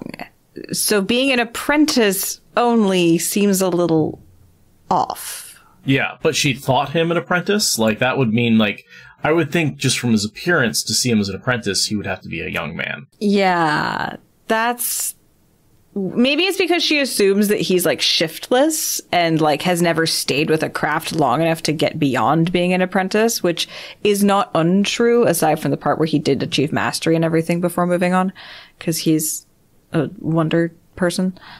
Yeah, it's not quite the impression that you would think, given what comes up. This doesn't feel foreshadowy. This feels like a throwaway character. Yes. That then later got developed into something completely different by a different... He was not meant to be developed into that. Yeah.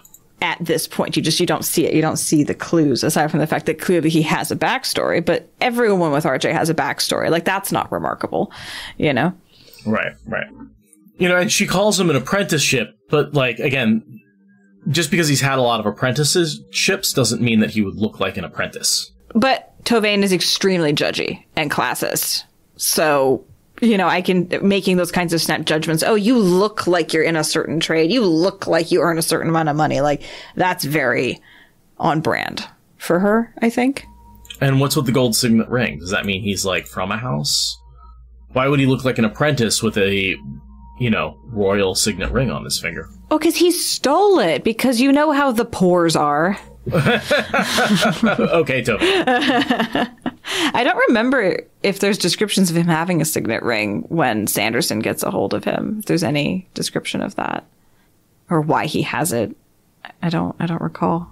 So it's funny to see this, like, Andral mention, and I'm like, is that Andral or is that yeah, like, is that a different character? Like, it feels like a different character to me. But moving from her classist bullshit, let's move into her slut shaming bullshit, because she does not let Gabrielle have a single sentence of not being judged in this entire exchange, and it's just very, like, on brand for who she is, but just like this is some classic bullshit slut shamey thoughts. And if you find yourself thinking this way, then slow down. Meanwhile, Gabriella's like, that was actually nice. It was nice not to be the one in control for once. Which, like, there's a lot to unpack there, but it's not shame.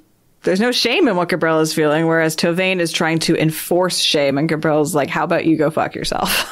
And I do love that for her. That she's like, no, this is fine. This is working for me. Like, it's cool. Kind of reminds me of Nynaeve and Lan's relationship. This whole, like, he dominates in the bedroom situation. Yeah, it's...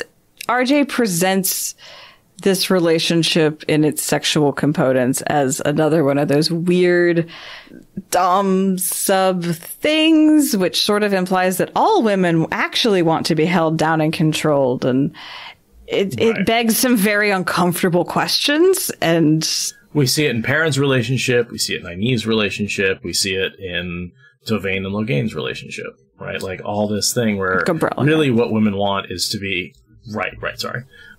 From her point of view. But yeah, this idea that, really what men just need to be more assertive in the bedroom, and that's what women are into. Yeah, and it's a funny, weird, dated thing, except for the part where it plays hugely into like incel culture and how men's rights activists and red pilly people like talk about women and sex and power, and like then it doesn't feel so cute to see it here. And all I'd say is it'd be fine if there was more diversity of that, right? Like some women, sure, I'm sure some women would be into that. Like let's not pretend that that's not something. Not kink shaming. We are not kink shaming. Like, and that's fine. It's just that it's only the women who are into that. And we never see a woman who wants to be on the other side. We never see a man who's into being a sub. We never see a woman who's not into it or who's being a dom. Like, it's presented as this is part of the fundamental difference between men and women. The normal. And that is so, it's not just untrue, it is harmful. Right. And it would be cute if it wasn't still causing real harm. It would just be a cute dated thing. And it's fine if the librarian discovers that she's actually like a super bratty sub. Like, you gotta look out for librarians. It's always the quiet ones. Like, that's fine for her. No problem with that. I love her finding power in submission and telling Toveine to take her slut shaming and stuff it. Like, that's fine in isolation. I just... Can Andrel be a sub, you know? Like, can we just have something else? Yeah. Still better than Game of Thrones. I mean, still better than Game of Thrones. And, yeah. I'll bring up Abu Dar as a counter example, where all the men are kind of subs. If they disobey, they get stabbed. But it's so antagonistic. Is it still one of those, like, once you finally fight with her enough, then she gives way and you can have your... I don't trust it. I don't trust it. There's a lot of problems in Abu Dar, and I don't trust it. Far Matting maybe has... Or, I don't know. I don't want to get too deep into dissecting the sexuality of these fictional people, but it's just an interesting thing that this chapter really makes us face head on. Yeah, Jordan attempts to do some of those gender swapping things, but it doesn't work on some level, I think. No. In Far Matting, and I see what he's trying to do, and it's as dated as some of his other gender tropes. Yes, very much so. Very, very much so. The other thing that happens here is a bunch of Ashaman gossip, which we can put together what it all means in a way that Toveine cannot. I don't know if we need to go through that as a podcast or if the reader just does that naturally. Well, I've got, there's... they're trying to figure out the healing that Nynaeve used on Loghain, so that's basically the healing stilling, which we do know eventually does get healed by Niald. Either that or Flynn. It's Flynn or Niald. One of them. Yeah. So one of them figures out how to do basically the healing stilling. But again, and they do it on one of the women they get all of their power back. Some of the Dumais Wells stilled women are the ones that get healed. And yeah, they get restored fully, which is where we get the whole, if you heal across powers, then you get full restoration versus same power, it's reduced. Oh, it's Dom or Flynn. Thank you, chat. Thank you, Sama Masai. That makes more sense. Yep. I don't know why Loghain's trying to plant those seeds. I guess he's just trying to attract people who want to be healers because they're probably good people. Yeah, I mean, I think he's just trying to improve the quality of the Ashaman, right? And try and unlock some secrets. They also pointed in that direction by Agnor. He's the one that points Flynn in the direction of healing. Yeah. It is practical for battle stuff if you can develop your healers. I mean, that's why like the D&D, you know, cleric is so valuable, right? Because they can kick ass and bring you back from the dead. So I'm wondering if this is maybe an extension of that suggestion. Well, and also, again, I'm sure came back and was like, I know this is possible now. Let's see if we can do it too. And he says, you know, Mistress Almira didn't tell me much of what she was doing, and I could only learn bits and pieces listening to the other sisters talk. So there is a certain amount of, like, he's trying to take what he learned based about how there was a gap that got filled, and there was a bridge, and, like, maybe he heard lots of talk about the different powers, and... Yeah, so I'm sure there was something there where he was able to figure out, like, yeah, I've got these clues, so I know it can be done. Why don't you try and figure it out? Now, who they're going to test it on? I mean, it's not like... They don't have any... still Aes Sedai with them, do they? No, but it is a good trick to have in your back pocket. I mean, if you can fix the Aes Sedai's most deepest fear, maybe they won't kill you all so hard. It could be a good secret to trade for not being genocided. Also makes a lot of sense preparing for the last battle. You have no idea what kinds of injuries people are going to take on. You might end up with dreadlords stilling your channelers. It'd be cool if you could undo that. Well, and I guess you do... I'm betting some of their losses in the Black Tower, I would bet, are people who burn themselves out. Definitely. I think we get even a line specifically giving us a number of how many men have burned out. It definitely happens. So that means that would be a useful weave to try and restore those men. Right, even if with the reduced feature, they don't even know about the reduction versus full restoration. Like, it doesn't matter. Restoration at all, it matters. Although, didn't we decide that when you burn out, there's not as much to be healed? Because I think that it only works on severing. We have decided that, but they're going to need to experiment to figure that out, which means they have to reverse engineer it, which is apparently where they're at. They haven't actually sorted it out yet. There's a discussion about the Two Rivers boys. Apparently they brought in a bunch of Two Rivers folks who can channel. Again, old blood, right? There's a bunch of people there who are channelers, including some of the young boys as young as 14. With the number he brought back, I'm surprised he didn't bring the chickens and lambs as well, right? So a lot of Two Rivers boys. And we see them as a fairly big segment of Loghain's channelers later on, right? The Two Rivers segment is a big segment of his supporters. Yeah, the Two Rivers contingent. But yeah, they have like one representative character, and other than that, they move as a block. And yeah, Loghain is doing what Rand cannot, which is looking out for the Two Rivers people. Especially. Rand can't. And for whatever reason, Loghain feels like he's going to step up and do that very subtly and very carefully, but he feels that it's important to protect the Two Rivers channelers in particular. He says he's doing it to curry favor with Rand, but I don't really buy that. I think it's simpler and more emotional than that. I think he's just looking out for them because they're so young and stuff, but who knows? Yeah, that makes sense. I mean, again, Loghain is the guy who's kind of doing the right thing, whether he wants to or not. Right. That's why he's a good leader for the Black Tower in the end, is because he wants to help people. That's why he's going to be a really good Tamerlan, or whatever they're going to call it. Mishrel is having private lessons from the Mahale. That's because he's a Dark Friend. Has become a Dark Friend, has been sold on the Dark Friend contract. I don't know if he was a Dark Friend before. I feel like this represents someone who was part of their gang who has now gone over to Taim. So I assume that means he's been converted to the dark side.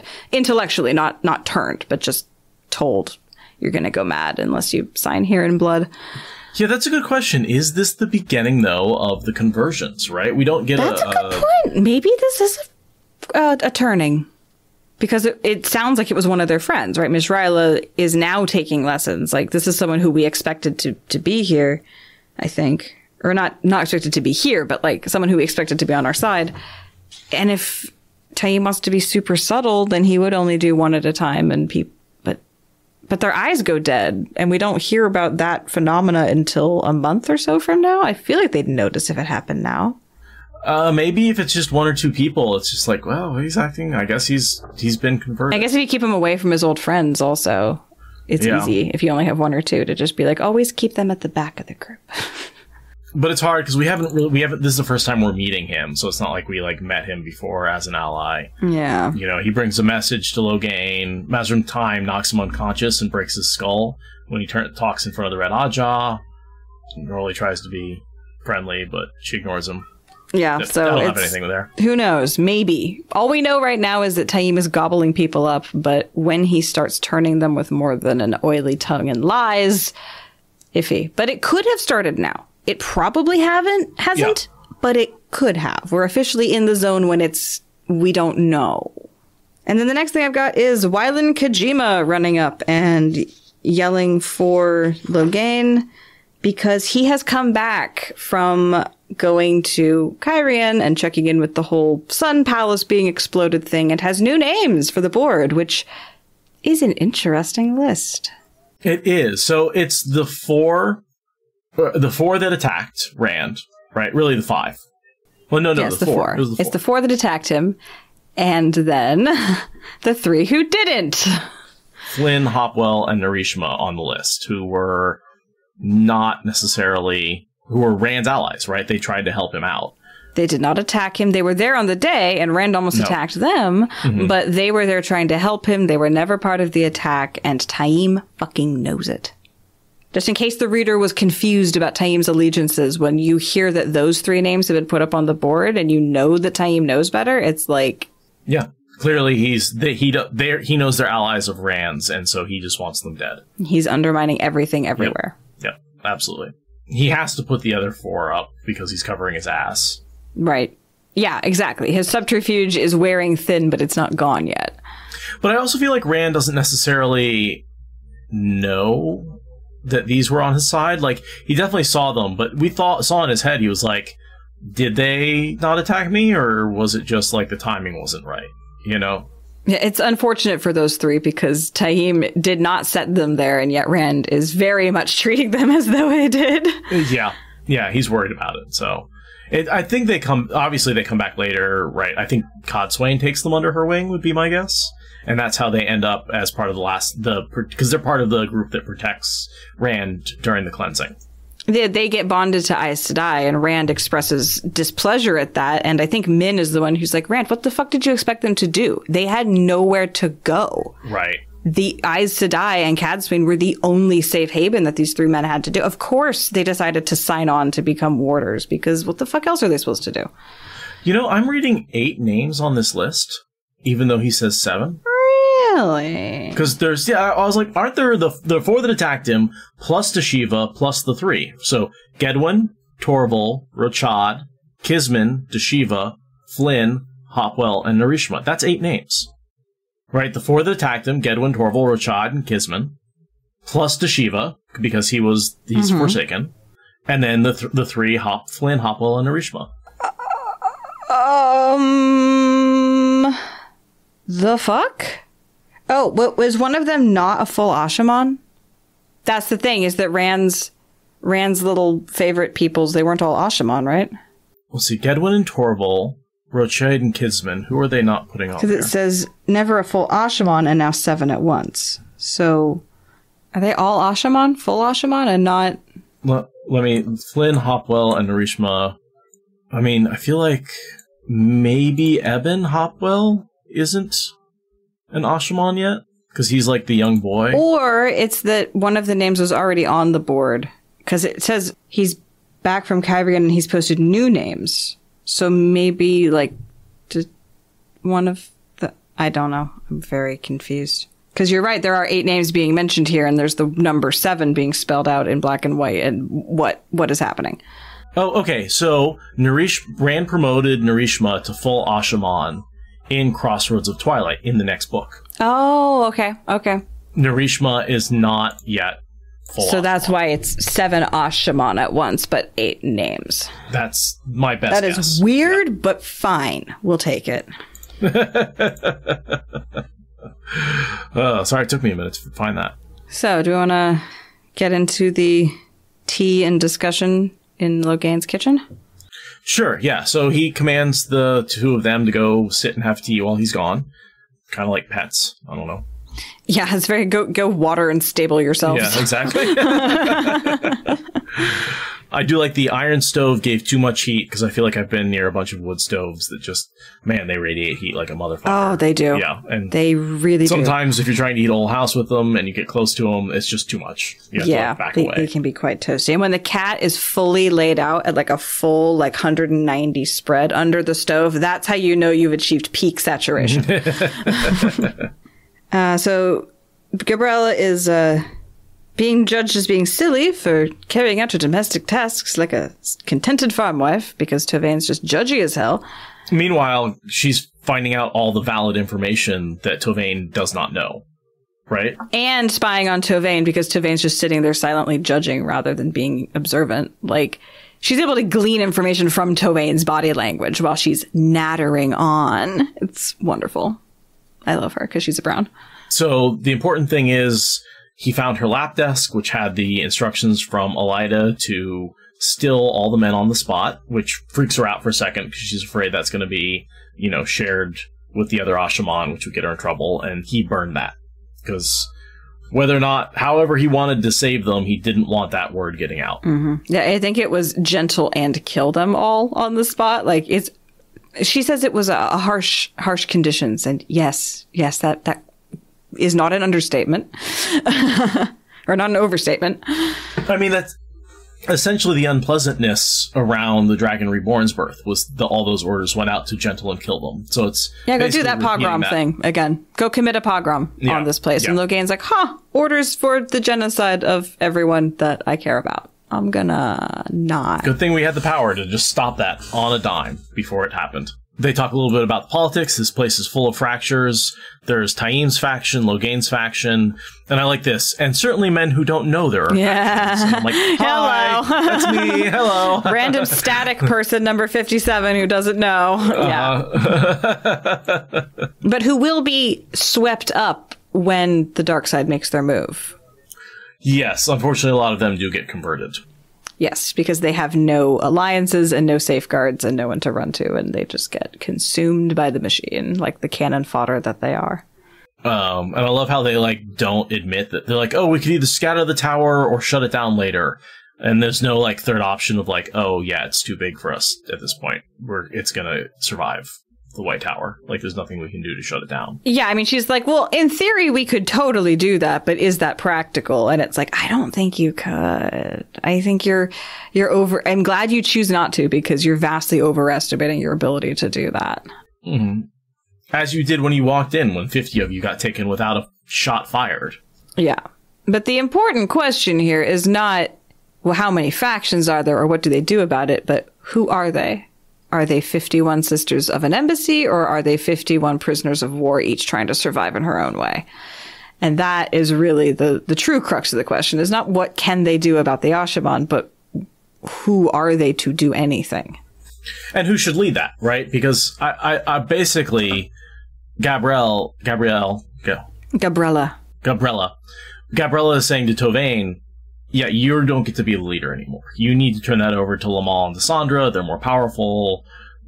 And also nobody trusts you anymore. So you need to suck it up and realize that this is not your embassy to control anymore. Yeah, we need to work together to maintain some kind of chain of command, hierarchy, cohesion, and that means giving up power peacefully. We need a peaceful transition of power, because otherwise we go 50 different ways. And this is basically I need you to concede the election. Yeah. Right? Otherwise literally 50 different directions are going to happen. Right. So. And Toveine is not a hard sell on this, because she's a survivor and a chameleon and is like, fine, if that's what I got to do, then whatever. Anything that gets me closer to literally throttling Elayne to death, I will do. Whatever. I also just want to point out that she made sure that Mistress Doweel was left in a worse situation than the one that she was imposing, and that's really mean and unfair. It's very mean and unfair, because Mistress Doweel was just Mistress Doweel. Mistress Doweel was just doing her job, right? Exactly. She may have been a little harsher than she needed to be. The Aes Sedai were operating a labor camp for punishment. She was in charge of a labor camp, but it was not a death camp or a personal sadistic hellhole. It was a function of the tower. It was not her special thing. Oh, Toveine was there for a long time. 20 years. Yeah, that's a long time to be under someone who's not Aes Sedai. And she was a harsh taskmistress, but she worked the same labor as them themselves. She wasn't working them to death. You know, like, for her to be punished for being part of that system is indicative of Tovaine's personality more than the injustice of the situation. Yeah, I mean, I'll just say it is 20 years is a life sentence for almost anybody else, though. And who knows how long Toveine would have been kept at it, because she is an Aes Sedai, so maybe it would have been 80 years before she got forgiven, and that is a lifetime.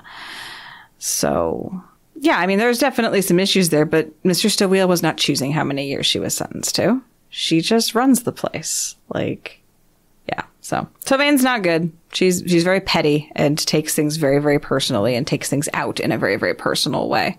And ends this section saying, before Logain and Taim and the rest were destroyed, they would help Toveine Gazal bring down Elaida. And it's like, okay, selfish much. Like, first of all, you're not going to destroy them. Second of all, they're not doing your bidding. And this is essentially the end of her, like, relevance to the story, right? She's in a few more scenes as Logain's Aes Sedai, bonded Aes Sedai, but she's not independently making any actions for the series.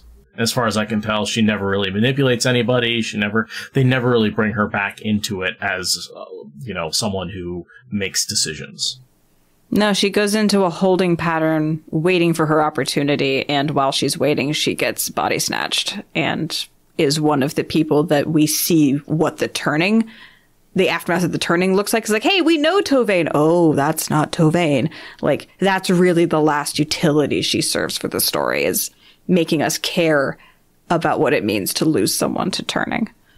But yeah, she just goes into a holding pattern until the end. It's sad, but also, I mean, you can't be too sad for someone like her having a miserable end. It's like, and I'm sure she dies like in a ball of fire at some point during the last battle. Like, but yeah, that is all she really gets to tell us in terms of POV stuff. And with that, after nearly 3 hours of recording, we are going to cut it there and save Rand's POV from the prologue for, again, our live recording at WatCon Friday afternoon, just after the main session. Definitely come and listen to us attempt to pack those pages into an hour. It's totally not going to happen, but we're going to try. We may or may not be recording an episode next week, depending on how we feel with the looming travel that's coming up. But if we do record next week, we will be jumping ahead into chapter 1 and starting there. And one final announcement for SpoilerCon. We are having technical difficulties getting a booking code. What does that mean? It means the only way we can get you into the room block is to have you call and arrange verbally to be in the room block. Ew! So I want to apologize. I know you people, I certainly hate calling. Gross. So if you have any trouble booking and getting into the room block, please let me know. Again, this is something that we've been talking with them about for months now, and they appeared to just be falling down on this one. So if you have any trouble getting the room block with a call, please let me know, and I will call them up and yell at them a little bit more. We'll get that sorted out on the website, information-wise. Also, you said you did fix the mobile registration? Yes, so if you were waiting to register for SpoilerCon on your phone, there should be now, instead of a blank page, a link to click on, which should take you to all the right places to get that filled out. So, again, thanks for staying with us through some of the technical difficulties that always come with launching something like this. We refuse to learn. Yeah, I think that's all we got, and my brain is actual pudding now, so I think we should say thank you so much to everyone for listening. You're all so very wonderful. Thank you for coming live, really appreciate it, and thank you to all our patrons. We really appreciate everything you've been doing for us. Again, over all this time, it's wonderful that we still get to make a living. Make some part of a living doing this. Make a laughing anyway.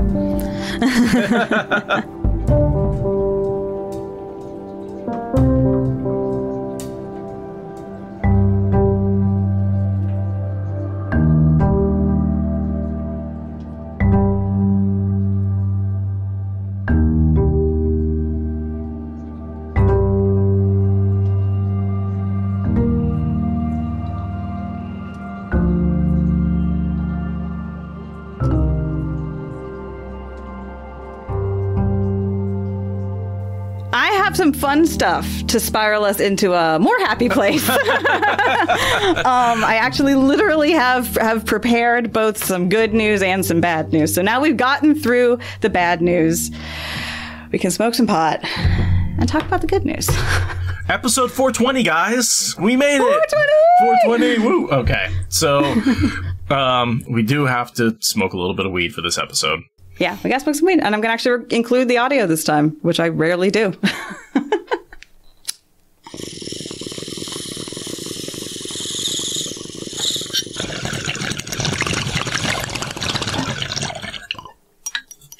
All right. For me right now, it is just a little bit because I am still coming back from a very long break. So if I smoke a lot of weed, I will not be very coherent. Whereas I have been smoking an ever-escalating amount of weed for months now, and I can basically just smoke it constantly and only get a headache in the evening. It's getting expensive, but hey, we bought some plants the other day to grow, so. Oh, good. Yeah, and you've got good outdoor space. Beautiful outdoor space, yeah. You're going to get a ton of product. Oh, yeah. Getting a pound of weed from each plant should not be a problem. That should not be a challenge. And they look happy. They survived the drive home, and they're doing good.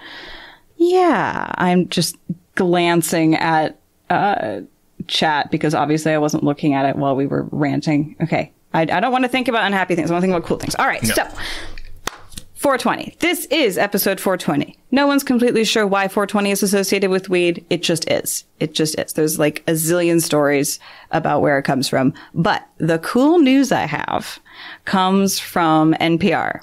I listen to NPR in the mornings, and I like to listen to, the cool like arts and culture stories because they break up all the news, right?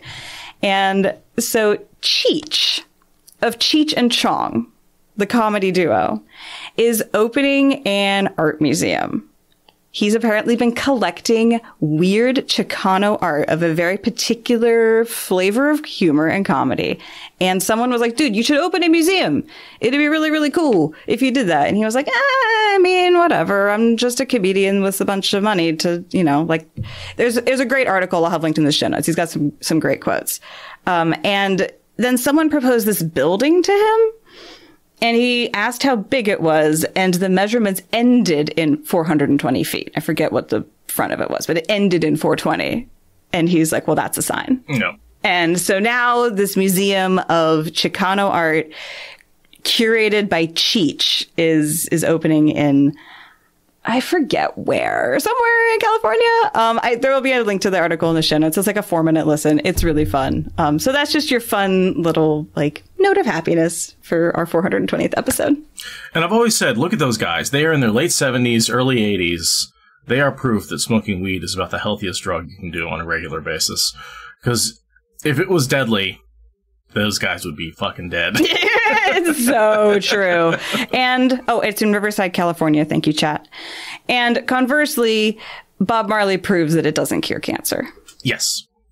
No, probably Steve Jobs, too. Yeah, it's just weed's fine, but it's not magic. I mean, it's magic, but... Of a certain kind. Yeah. God, no, I'll just say again, I have much proof that it's a more effective pain management drug than most of the opiates they give you. Yeah.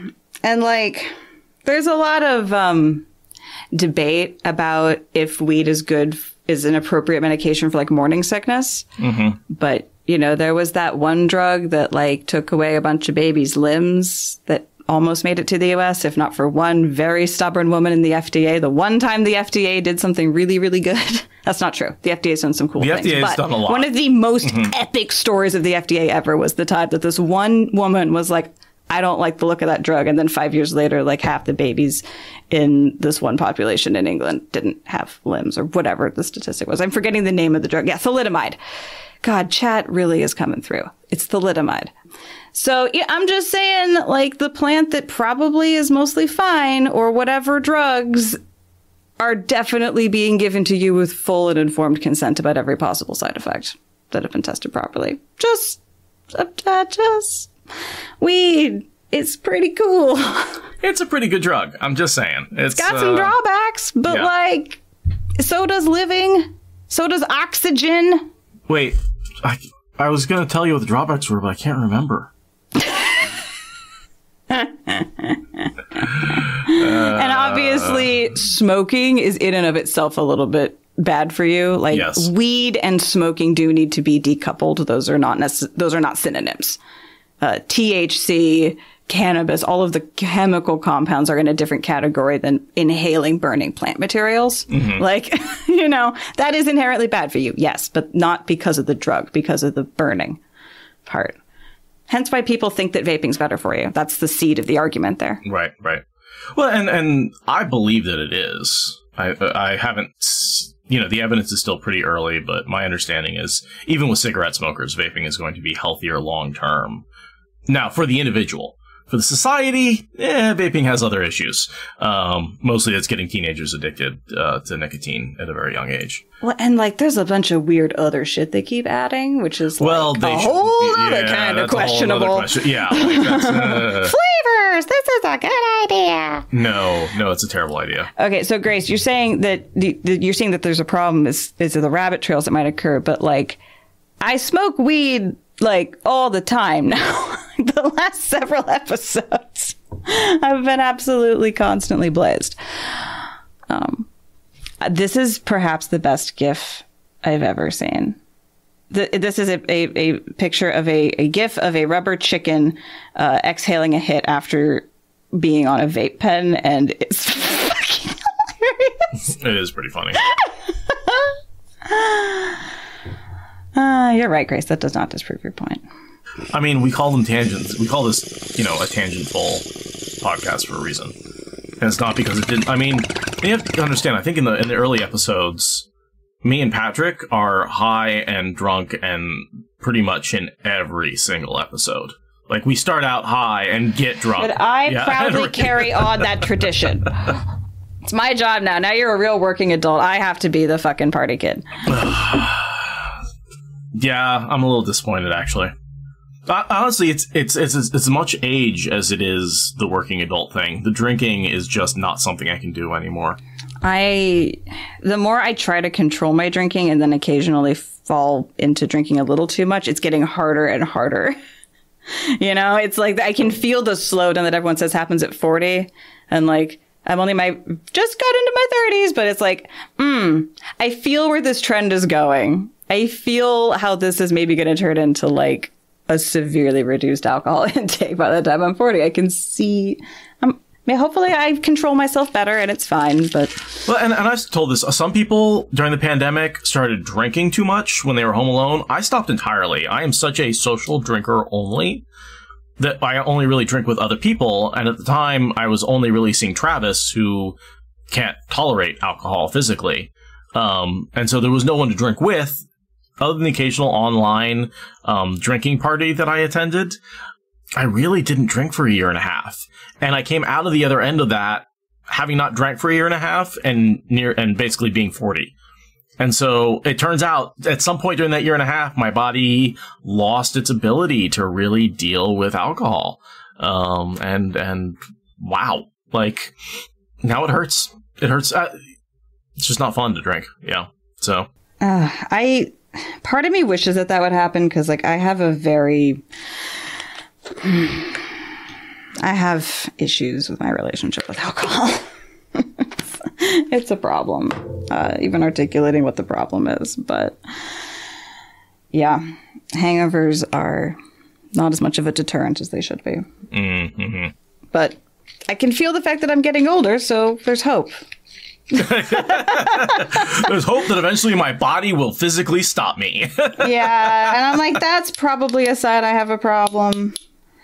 But I'm partying for this summer because, I also decided that I'm having the most raging birthday party this year because I turned 30 during the pandemic and didn't get to have a party. And I also haven't had a housewarming party. I have a lot of party energy, backed up in my soul at this point. So it's I need to not get too teetotal. I need to blow out this summer, have a raging fucking birthday party, and then be okay. Get that out of my system and Winter is a good time to not do a bunch of depressants, you know? I had a neighbor a long time ago who would always give up weed in the winter here in the Pacific Northwest, you know, very, very dark. And he was a total stoner, but like not for the 3 months of winter. He's just like, it's too dark. It's too depressing. It slows me down too much. Like I can't, only during summer when there's like extra energy to keep me going. And I think he was onto something. Also, very old guy in very good shape who was totally into weed. So again, proof weed is fine. But, you know, everything in moderation, including moderation, but, you know, moderation. Including fucking off about things other than this book. We are stalling. Yeah, well, it's the First Sister ceremony. It's a lot. Also, just for the live audience's sake, and maybe for the recorded audience's sake, we are not going to finish the chapter today. No. We are going to leave the section at the end where Rand talks about cleansing Saidin for WotCon. We're actually going to record it live at WotCon is the current working plan. Because we only have like an hour, so we can't go on our usual 2+ hour discussion. So it's a fairly short section, and it's about Rand, which is going to make it, you know, pretty good to do at a live. There's interesting things to say about it, as opposed to getting into the next chapter, which is a parent chapter, which is always a little controversial at this point in the series. Rand setting off to cleanse Saidin will play better for its epicness. Less controversial. Exactly. Really, we're playing to the live audience a little bit. So, we're super excited about WotCon. I know I am on 2 panels. I am also on 2 panels. Which I think most people, she tried to arrange 2 panels. I'm sure, like, Dusty Wheels on a few more and stuff like that. Yeah, but and we are each moderating one of the panels and each just participating in the other. So yeah, when you're there at WotCon, people who are at WotCon, make sure to look out for us being on panels and recording. And I have mine in front of me. I will be on the Unsolved Viewings, Dreams, and Prophecies, Saturday, July 9th at 1 p.m. That will be moderated by the Dusty Wheel, Matt Hatch. And then later on Saturday, Other Stories Watt Fans Love at 3:20 p.m. And that will be moderated by me. So we've got four of us will be on stage talking about just hopefully some books you haven't heard of in a while or some more obscure books that we love. And then we'll also be looking for like feedback from the audience and suggestions and stuff like that. So if you're looking for something to read, that's a very good panel to attend. And I will be doing a post-canon speculation panel at 5 p.m. on Friday, the day that the con opens. And also at 2 in the afternoon, I'll be doing a Watt in Real Life panel on Saturday. That should be really fun. We're going to be doing the what in the real world inspired Jordan kind of stuff. And that's going to include a bit of audience participation. That's going to be a round robin, like, thing. I actually can't remember which details we're doing for which. There's a lot of overlap between the 2 groups. But yeah, make sure to come catch us doing that. And yeah, we'll be recording our little bit of a podcast also on Friday at 2:40 in the afternoon. We'll be the very first of the podcasters to be doing a recording. So yeah, make sure to come hit us up while you're there, because we will be panicking and unable to hit anybody up. So you will have to take the first move. You need to take the initiative and introduce yourself to us. Please, yes. We won't. No, when we're standing around, I mean a little bit, but yeah, please, when we're standing around and in those sort of couch con times and we're not actually on a panel or doing anything and we're just hanging out and you see us hanging out with other content creators, because those are the people we know and have worked with, please come up and introduce yourself. Don't feel shy. We are totally down to meet people. We're not being cliquish. We're just being cats. So hopefully I get a chance to see everyone who I know who's going to be there. Also feel free to introduce yourself in that situation, because the aforementioned pot smoking. Sometimes I forget people's names, even though I know who you are. I'm not good with names, but I'm good with faces and with voices. So I will recognize you, but I will not have any idea what to call you. You know, like, I will know who you are. I will know the conversations we've had. I will have no idea what your name is. Most people will have on name badges. Oh, that's true, because con people understand things about brains. That's good. And introverts. Yeah. God, I'm so anxious about the travel, though. Yeah, it sucks that we're both doing it independently, but we're not close enough to each other to... Yeah. It didn't really work out to share flights or anything like that. No, it's a bit of a bummer. So, but I will say there's something very nice about traveling alone and just throwing on your headphones and just getting to where you want to go. And I've never done it. I have not flown alone since I was like a very small child.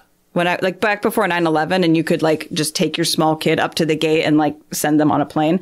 I did that a lot down to San Francisco, but I have not done air travel much as an adult at all, certainly not solo. So I find air travel to be much less stressful by myself because I don't have to worry about coordinating anything with anybody, and I can get there way too early and just sit in the hotel and, sit in the bar or whatever, Yeah, no, I'm not. Yeah, I just don't do good with unfamiliar shit. And I have like layovers that like I only have an hour and a half for the layover on the way there. And I only have 30 minutes for the layover on the way back. So I'm basically banking on getting stranded in San Francisco on the way back at this point. Darn. Fortunately, I have family that can rescue me if the airlines can't just figure it out in short order. If I get properly stranded, I literally have family that can come rescue me. And it's on the way back, so it's fine. But I'm like... let's just say I'm not checking any bags. Let's just say that I was going to ask what's your bag checking plan. Hell no. That's also I will not be doing really much cosplay, if any cosplay, just so I don't have to check a bag, right? That's all. I know people who check bags to bring just tons of stuff and costume checks. I'm going to be in a black t-shirt and jeans the whole weekend, and it'll probably be the same pair that fit in my backpack. Like I'll have new underwear and socks on. But what I've found is during these cons, I end up just wearing the same clothes all weekend. See, my thought was to bring as many t-shirts as I could justify, so that way I can rotate through all the cool t-shirts I have, because I have so many t-shirts relevant to this fandom. I'm also attempting to make myself a cool vest, but it's just my style. I'm bringing an outfit for the VIP dinner just because I can't help myself. I'll just say I must be really tough on t-shirts because I had a lot of t-shirts related to this community, but I keep wearing them out.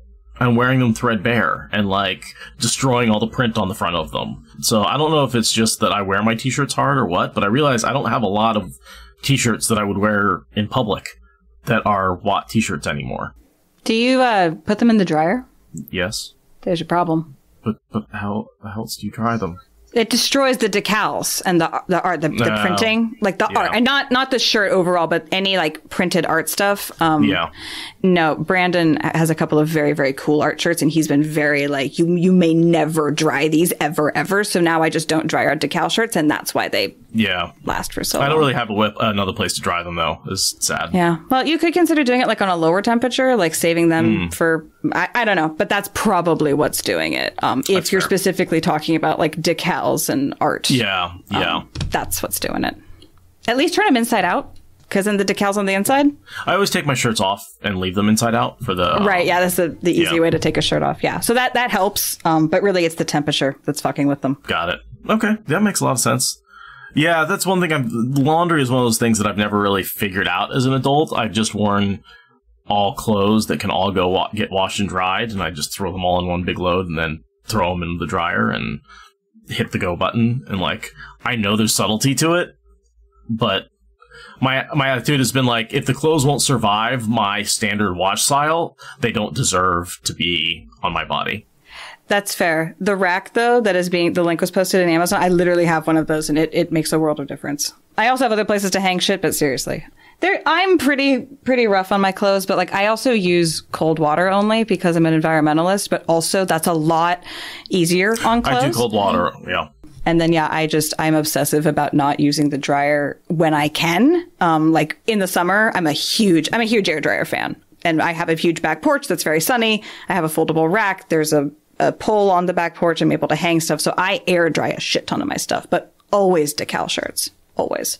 I have a tiny apartment with no outdoor access and crappy airflow. That's real rough. I have so much sympathy.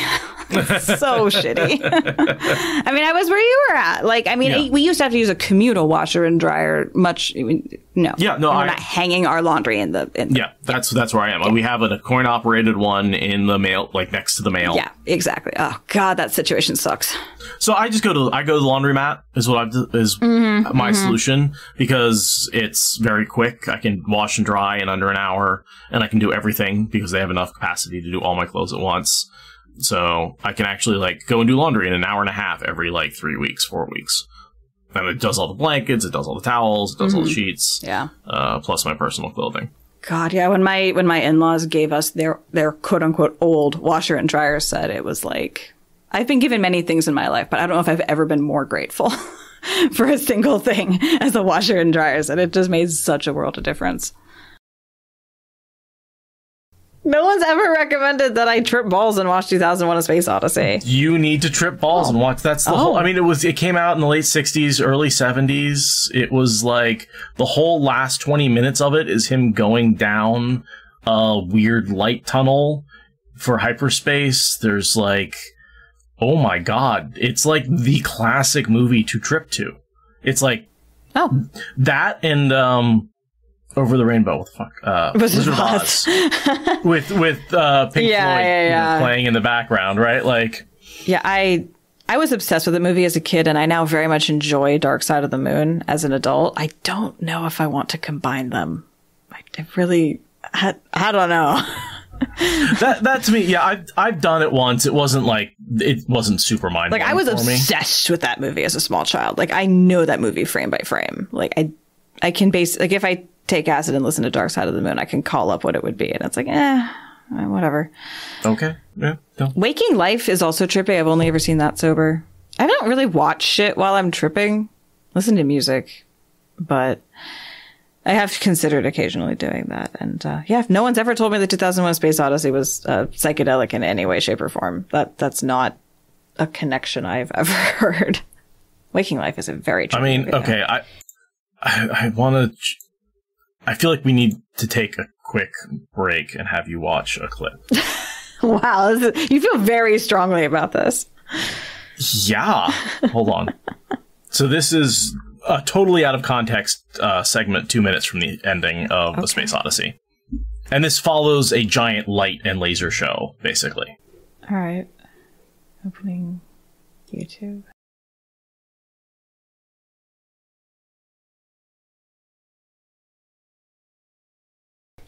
So confused. Trust me, watching the movie doesn't really help. So that's what the drugs are for, to make it make sense. Okay. Okay. All right, to the starry-eyed baby. It looks like Gollum. Why? What was that? That's the ending of the movie. That makes no sense. No, it doesn't. It makes zero sense whatsoever. There's some indication that the hero, he gets into the alien artifact, goes through some crazy trip, lives out his whole life, and then gets transported back in time to become the seed of all human life. I'm pretty sure that's not how biology works. Space babies. But that's not... It's very weird. Oh, it's very weird. Really weird. Okay, well, you have piqued my interest. I may leave the harder drugs off for that one, but I'll get blazed on weed and watch it. But there's definitely, and then like I said, before that scene, there's a whole probably, I don't know, it might be 5 minutes long of him in a spaceship going through hyperspace with just lights and colors and shit, basically a laser show coming at the screen. Which is actually kind of what I wanted to show you, but you'll see it in your own time. That is very weird. The only nice thing is I can worship our Lord and Savior, the dragon. May he ride again the winds of time, now openly in schools.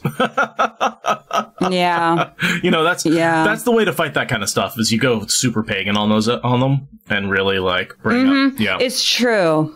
It's true. I have a Thor's hammer that I wear a lot, and it's an exact replica of a 17th century one that was found in a grave. So it's like a real one, so to speak. And I read into the history of it, and apparently it was made in a period when there was a lot of the jewelry anvil casting things would have a cross and a Thor's hammer on them because both religions were aggressively competing with who had them. So wearing the token was a real fuck you to Christians because it was the borderland between those things. So oftentimes when I wear it, I'm in the spirit of my pagan ancestors. Fuck you, Christians. This is from a freaking grave and I've never been one of you. So yeah. No, it's actually nice. Both me and my girlfriend were currently raised in what she calls an a-religious household, where we both were didn't learn that churches were a thing until we were much older. It's not that we were taught it's not like we were taught any specific belief or to hate religion or any of that crap. It's just yeah, we went to school and we did events. And then as we got older, it was oh yeah, people do this thing called church. I don't know if you're aware of it, and we had to learn about it that way. And let me tell you, when you learn about church at a much later age, turns out it's really hard to believe in any of it. I think I was aware of the concept of churches because my parents met at a pagan gathering, and they did a lot of summer pagan gathering, Wicca kind of stuff in the 90s, when I was a little kid. So and I have Jewish heritage, and we were doing Hanukkah in a box for my grandparents every year, and a burning down of a temple is kind of a big part of the origin story of Hanukkah. So the concept of church, yes, but what people did there, not so much. It was kind of just a black box of I guess there's a religion that has churches. Right. So the religion things happened there, but I had no idea what the religion things were until much later in life. I mean, middle school, not later in life. And then I thought it was very weird. I went to a church one time and it was the weirdest thing. Yeah. What is happening? I think I went to either an Easter or a Christmas ceremony when I was, a early teenager with my mom. Was you should go and find out. And I was oh, this is terrible. Why would I? Yeah, first of all, I don't like gatherings of big people to begin with. Right? Number one. Number one. And I'll just say this, if I've definitely had, an abortion in a relationship I've been in. I paid for it. It was with my significant other. It was shortly before What Spoilers came out, and I honestly don't think the podcast would have happened if abortion hadn't been a legal thing that was capable, because I would have had a child. So I'm just going to throw that out there, that What Spoilers probably wouldn't exist if there wasn't a legal abortion. Thanks for sharing that. We need more men to participate in the fact that this affects everyone, It does. It affects everyone, and that's, I hate the fact that it's oh, women get abortions. Yes, women get abortions, but men also, it affects their lives as well. And if you think it doesn't, you need to seriously reevaluate the men in your life and how they're interacting with the women in their life. So yes, abortion is incredibly important for men and women. More so for women, but it's a women's reproductive health issue, but it affects trans and non-binary people. It affects men of every variety. It affects everyone. And this is also, let's also remember, this is not about babies. This is about control, and this is about privacy. Mm-hmm. And privacy is really important. And there's so many other things that can be rolled back if privacy is fundamentally not respected.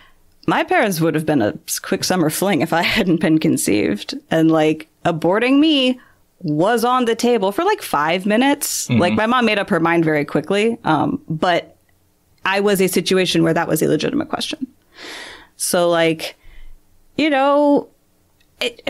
have fucking choices. Right. And I can get the story. My mother wanted lots of kids. I was the first of many children she wanted to have, but it turns out her body couldn't bear additional children, and she, had to have a bunch of medically required abortions in order to not die because of these situations with giving birth and pregnancy. And it's not that she didn't, it's so infuriating to me because so many women in my life need or have had a need to have access to abortions and for health reasons, for personal reasons, and it's just like, I don't understand why we live in a world where we're going backwards like this.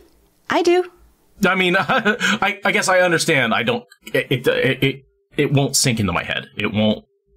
I don't know. It's hard to understand that a multi-centuries conspiracy to bring fascism back into control of everything is making a major power move and doing a good job for the moment. Like, that is not an easy thing to sink in with, but every time I try to pull on a thread of why is our country fucked, it always loops back to the same couple of concepts. And this, Reagan's an emerging concept, emerging property of this. You know, it's just, this goes back to the original sins of our country. It goes back to how Reconstruction failed. It goes back to the eugenics that we did that inspired Hitler. You know, like, you end up back at the same core things, which point. And then you look at evangelical Christianity in this country. Again, history I'm just interested in from random directions, and then it all ends up piling into this is why this is happening. This is why the culture war is what it is. This is why Trump was elected. This is older than us. It's like climate change. It's literally older than us. And we are just living through the find out part of fucking around. I mean, the original sins of slavery and wiping out the Native Americans have pretty much are echoing down through time, and not treating either of those groups like humans or women like humans, or people who don't own a sufficient amount of property like humans. Oh man, so I actually got in an argument with, this was fairly early on in my new job, where we were just, I try not to talk about local politics at work, but he brought something up and I sort of was like, oh, I don't think that. You know, that was the extent of my argument. Is like, I don't agree with that. Radical. Yeah, I know, radical, you know? And his response was, well, you don't own property, so you don't count. Saying the quiet part out loud. Okay. Yeah. Okay. Just came at me hard. And I was like, okay, I guess that's, sorry. I guess my opinions just don't matter because I don't own property. You're right. I check all the other boxes, but I'm not a property-owning white straight male. So my opinions don't count. I was like, wow, you really, really don't have to care what other people think. No, and it's really hard to feel optimistic about this social experiment continuing on as it has. It's just, I mean, it's, how do you create compromise with people who question your right to exist as a person? Like, how is that workable? You know, and the thing is, it's such a small minority. Like, yes, it's millions of people because there's a bazillion fucking people in this country. But like, in terms of people who actually have a lot of power, it's a very small minority. And a lot of these fucking lemmings that are the momentum behind this movement wouldn't be there if they didn't have charismatic leaders feeding them lies with like literally addictive social manipulation built into every fucking part of it, back to fucking churches. I mean, thank you for listening to the Wheel of Time Spoilers podcast. Rate us in the Apple Podcast app or support us on Patreon. Is that good enough?